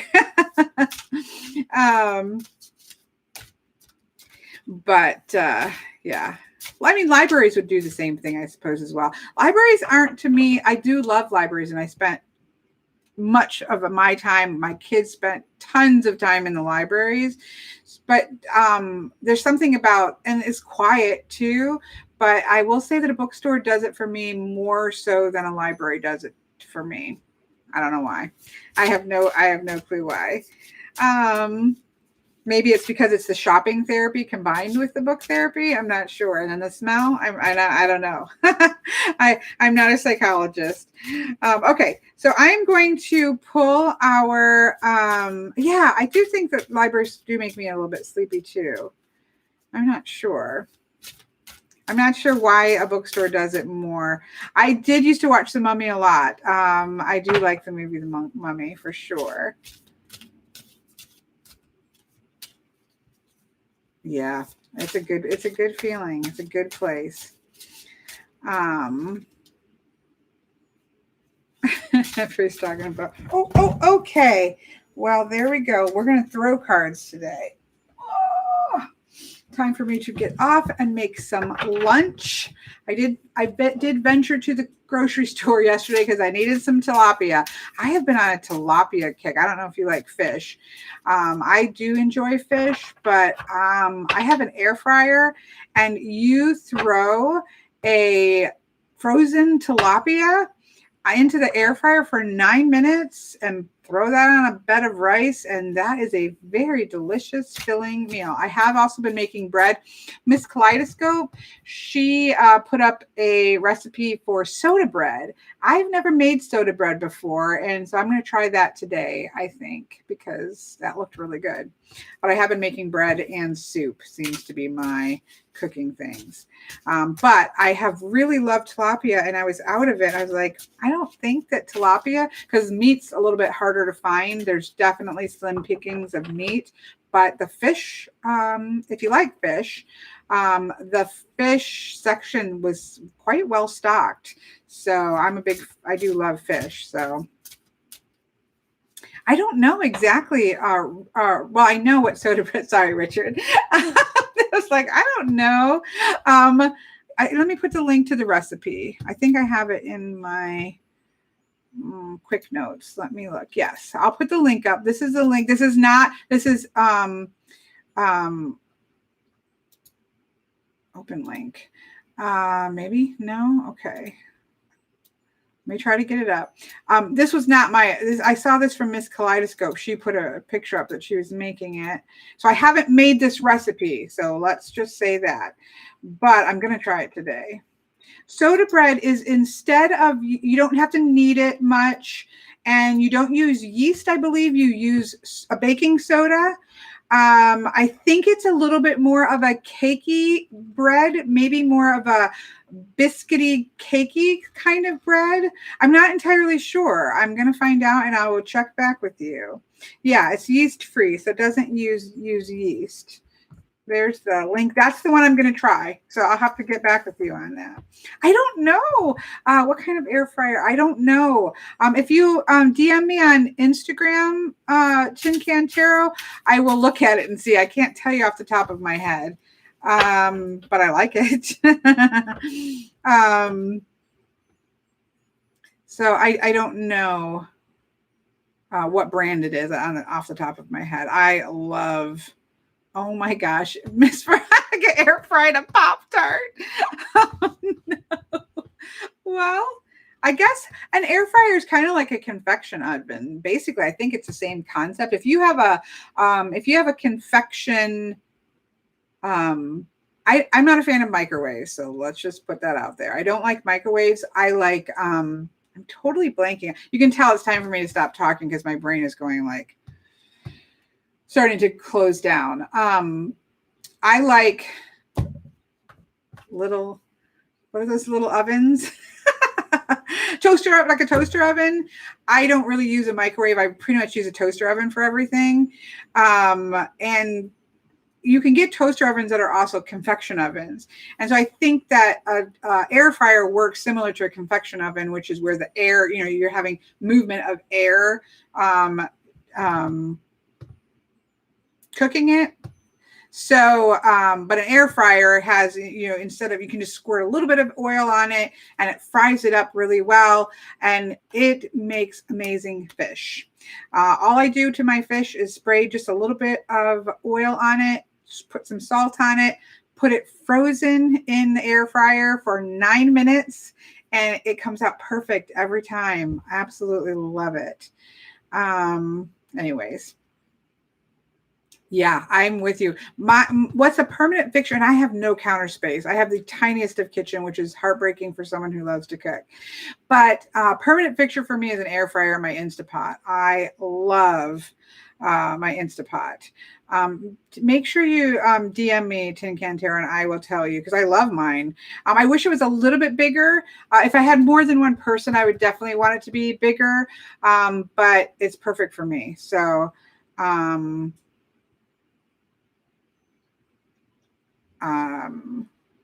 anyways, yeah, my most beloved cooking things are Instapot. I love an Instapot. That is an amazing tool, amazing flavors. Love it. Convenient, amazing, delicious, all things. Love my air fryer. Love my KitchenAid. I love cast iron pots and pans. My Dutch oven, it's like a ceramic Dutch oven. So it's cast iron with ceramic coating on it. One of my favorite things ever. You can make amazing bread in it. But definitely not a fan of microwaves. And definitely my toaster oven, because again, I don't have a toaster. I make my toast in it. I warm things up in it. an air fryer can warm food up. You have, leftovers, it heats up so much better in an air fryer or a toaster than a microwave.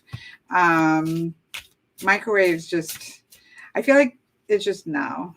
The only thing that I approve of microwaving generally is boiling water, but then use an electric kettle. I don't know. I know. I have two, Richard. I've been cooking. I mean, I do cook a lot anyways, but I've definitely been making, again, my family and I, because I have a big family, we've been kind of talking about what I have a George Foreman grill. I do use that as well. I have too many kitchen appliances for a small kitchen. I had to literally get like 3 shelves to put in front of my tiny kitchen to put all of my appliances on, because I love appliances, and my counter space is probably less than the size of my desk. Truthfully, my actual counter space is probably less than probably 2/3 of the size of my desk.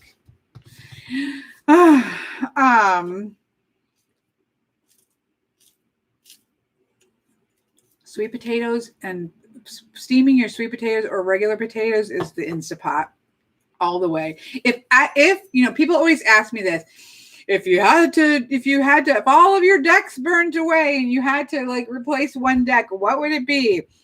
If my kitchen appliances all were destroyed in a flaming fire or hurricane that people are always trying to put towards my poor apartment, I would repurchase an Instapot immediately. I would repurchase an air fryer. I would repurchase a KitchenAid, even though that would be painful. And I would definitely repurchase all of my cast iron pots, which would probably survive the hurricane. And so I wouldn't have to repurchase all my cast iron pots because they can survive anything. Those are the things that I would definitely repurchase immediately. I need to repurchase a toaster oven. I would probably purchase that as well. Jamie says, when my mom passed away, I ended up with her chef's kitchen, and it all still isn't upstairs in your house yet.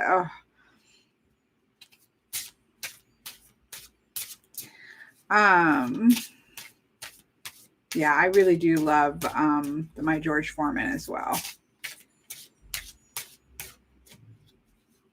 Judah says, we have an air fryer, but I make sweet potato chips in the microwave. No. I mean, it's great. I don't know. Is it true? This is what I believe. My KitchenAid is for baking. So this is what I use it the most for. It's a stand mixer. My family does cookie days. That stand mixer can mix up batches upon batches of sugar cookie dough. But one of the things that I use it more for than baking, it also kneads your bread. So you can put all your bread things in there. It has a kneader hook on it, so it kneads the bread for you. Also, I shred chicken with it. It shreds chicken like a beast. I cook them on the George Foreman. I throw them into my KitchenAid. I put it on high and whip that thing to death. It shreds the chicken like amazing. And then I throw it in the soup pot or into the quesadilla mix. Huge fan of my KitchenAid.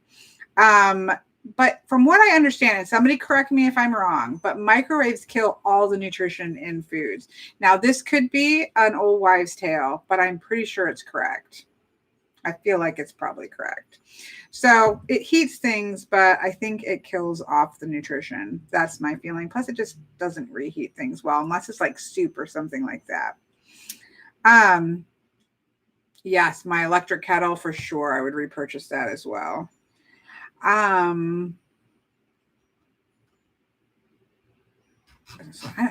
love how we went from, okay.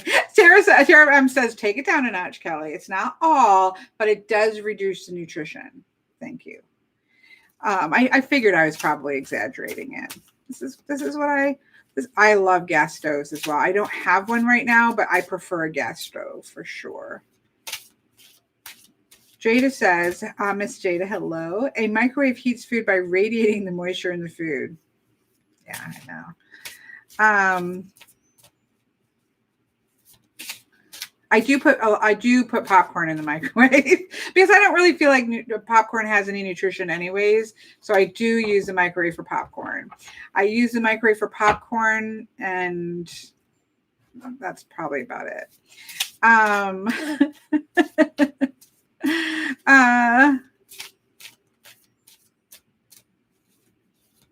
Yeah, I don't know either, but I'm gonna vote no to the microwave. It probably is really bad, but it's funny because I grew up with popcorn being made in a pan. Back in the olden days, my mom had a bag of popcorn, literal corn kernels, and threw it in the pan and made it that way. I've tried an air popper. I wasn't as thrilled with the air popper. It might have been a bad one, but it was a pain in the butt. But I do, I will admit that I make popcorn in the microwave. So I will have to eventually figure out a different plan for that, but that I do use the microwave for that. Okay, I'm going to pull a card because look at us. We're like all books and like, bam, food. God, I'm hungry. I'm going to go make a piece of tilapia and put it on a bed of rice. The other thing that I love, in terms of bouillon is, can we just switch over talking about bouillon? Better Than Bouillon is the best soup base bouillon ever. Like, it's so fantastic. I've always used the chicken. I've used the beef occasionally, but because of this stuff that's going on, I could not get chicken. And so I got a jar of vegetable Better Than Bouillon, and it's delicious. I made my normal chicken soup that I make all the time, and I couldn't, normally it's made with chicken stock, but I had to do it with the vegetable. It changed the flavor a lot, but it is delicious. It's not little cubes. Those cubes are just not the same thing. Definitely not the same thing. This is like a jar of gooey goodness. Obviously, making your own. And I have often made my own stock, but I don't have the storage space to like make up a big pot and then try to freeze like the things. So I do use bouillon, and the Better Than Bouillon is about, I think, as close to homemade as you can get. That's my personal opinion. Okay. Let's pull a card. So I'm pulling our weekly card. If you don't know, I believe this was Tarot Students' fault. We've been doing this for, I think, over a year. This is the Art of Life Tarot by Charlene Livingston. Did somebody say that it's now you can't get this now? It used to be super cheap. A lot of people have it, and we pull a card for the week and put it out.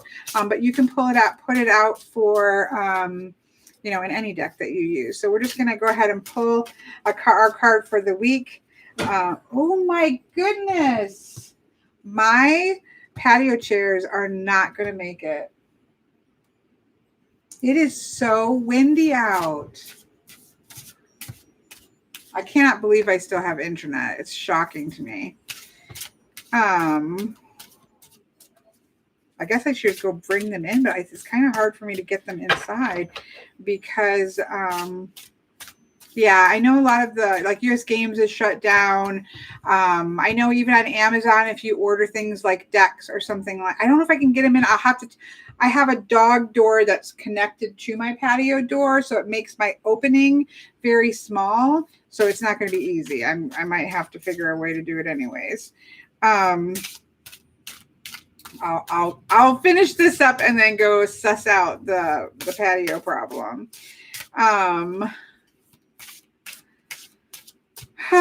But yes, I know that US Games is down, and I know Amazon in the US, I don't know if this is everywhere, but Amazon in the US, if you order things like decks, they may take till like right now. I think a lot of them are showing the end of April because they're not essential items. Obviously, we might argue otherwise, but I'm pretty sure all of us have plenty of decks. I know I do to work with, but I finally found an Ocean Oracle. That's the only deck I've ordered, but that's from Australia, so I don't know how long that's going to take to come. So yeah, I think you have to go more towards like individual, which is, helps those people, those of us who that is our living. All of that has obviously come almost to a screeching halt. So maybe it's best to buy from Etsy people or independent people anyways right now. But they're also a lot more expensive. So it's, what are we going to do? Oh, you got yours within a week. There's a lot of them are showing. I haven't really looked, to be honest, because there's the only deck that I purchased was an indie deck, and it was in Australia. I didn't even know. I was so happy to find an ocean deck that I was just like, oh yeah. And then I saw the shipping thing, and I was like, oh, that's coming from Australia. It's going to take a while. I just went down the wrong pipe.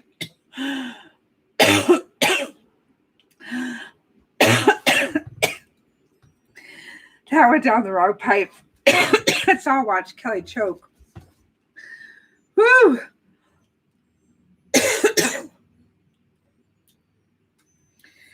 Woo! I don't know if it's true that putting your hands over your head helps. I always told my kids to put their hands over their heads. I don't know if that's true or not, but that just went straight down the wrong pipe.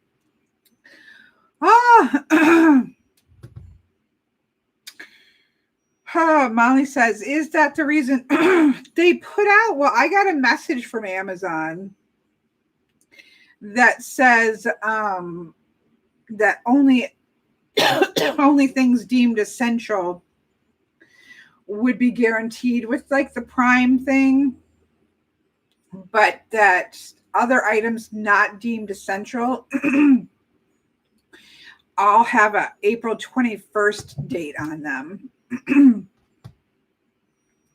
Now, I'm sure there are exceptions to that. I don't know how well they've covered all that.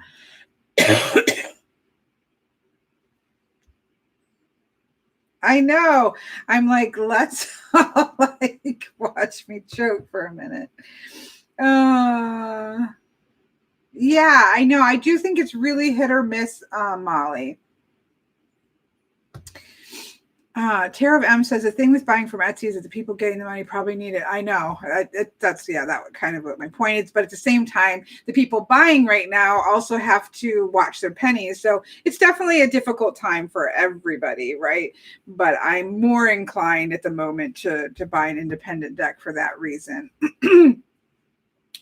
Of course, I'm also more inclined to be very careful with my money, as we all are right now. So it's a rough world out there, but we're not going to get into the economics today because we've successfully avoided it thus far, right?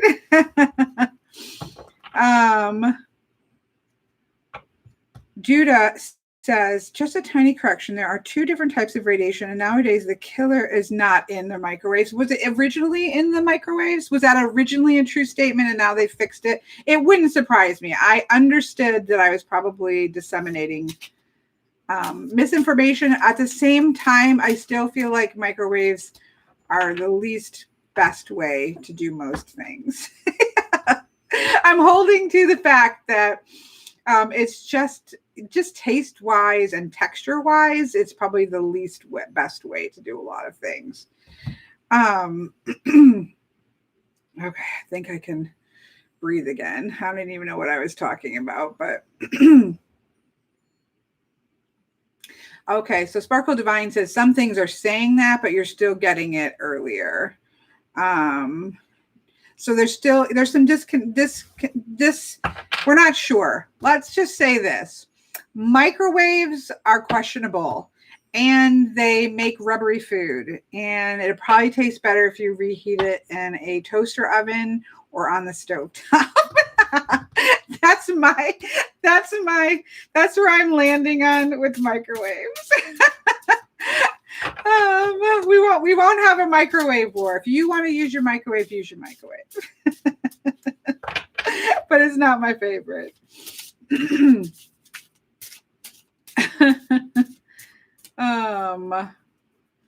Okay, let's pull a card. Let's pull a card, folks. We are wandering off into other realms. All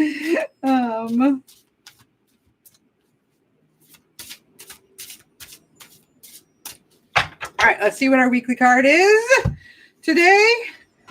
Oh my goodness. There's leaves that are being whipped around. I'm looking back because my patio is back there. There are leaves that are being whipped around, and as soon as I saw them being whipped around, you hear the Wizard of Oz.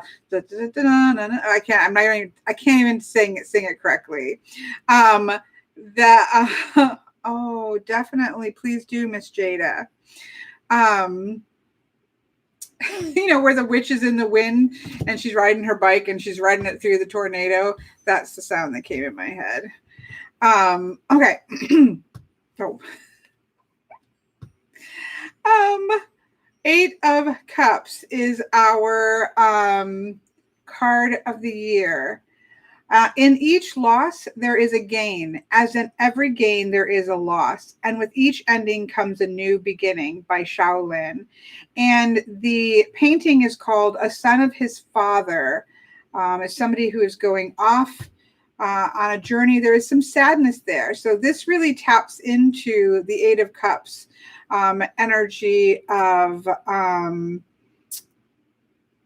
whenever we're leaving one thing and going on to another, whenever the end of one cycle comes and another one starts, no matter, even if it's a positive, I do think of the Eight of Cups as a much more of a positive transition. But at the same, I've already pulled it out, Miss Veronica. I can't remember now. I have a poor memory. Maybe we were. I can't remember. I think of the Eight of Cups as much more positive. We've kind of finished things up and now we're moving on. But I do agree with this quote. Maria, 1 second. I'm kind of staying focused just to try to finish this, and I'll try to figure out what your question was. We are just pulling a card of the week at this very moment. And we're having like massive wind here that is freaking me out. Okay, we're going to wrap this up because I need to go do something about my chairs. They are blowing around like crazy. So we're going to wrap this up here. But I think this works really well for the Eight of Cups because, again, as this quote says, no matter what, there is loss when we're ending one thing and starting another. Whenever we walk away and start a new journey, we are by nature leaving something behind. The very action of making a choice to go in a direction, to start a journey, to go this way instead of that way, we're leaving behind whatever could have been from that other choice as well, right? So there's always a bit of a loss there, which I think is wonderful. Not wonderful. I think it's wonderful what they wrote, this quote. Again, the quote is, in each loss, there is a gain. As in every gain, there is a loss. And with each ending comes a new beginning. So that's our card for the week, is to understand when we're moving away, we can sit with and accept that the loss is there and it's okay to feel that loss. But at the same time, make sure that you're also looking at what is now the new opportunity. I think this is really powerful. Tarot cards or oracle cards or Lenormand cards often can say the things that we wouldn't necessarily say, right? Because there's a lot of change going on in the world right now. We're all being affected by it in one way or another, financially, emotionally, health-wise, all kinds of things are shifting and changing. And it's really easy to just be seeing the loss, right? Or to be downplaying other people's feeling of loss. Like, it is scary and we're losing things and things are changing, and it's okay to accept that and see that loss is there. But at the same time, we do still also have new opportunities and new ways of interacting with the world, new ways of interacting with each other. We can take these as opportunities as well. And it doesn't negate the loss. So recognizing the loss doesn't negate the new beginnings. And recognizing the new beginnings doesn't negate the fact that there's loss involved either. So I think it's a really great card to have for us. So, so if you have the deck, a lot of people have this deck by now. You can put the deck up for the week. If you don't, just pull out a favorite Eight of Cups. And you are able to set that out and kind of keep that in mind over the course of the week. That's kind of our weekly card until next week. So there's that. I'm going to wrap this up now because I need to go check out the problem with my chairs being blown around. And it was wonderful to talk about books with all of you. It was a trip down memory lane for me. And I hope that some people found some books they might want to read. I think we'll try this again in a live chat with movies and television shows because I love storytelling in all forms, whether it be tarot or it be books or it be movies or TV. The power of storytelling gets us through these types of things, right? We have told stories since the beginning of time, and we will continue to tell stories because it's a huge part of us as human beings. And so I really enjoyed this, and I appreciated the spending the time with all of you. And I will see you guys all later. Stay safe, and I will see you all when I see you.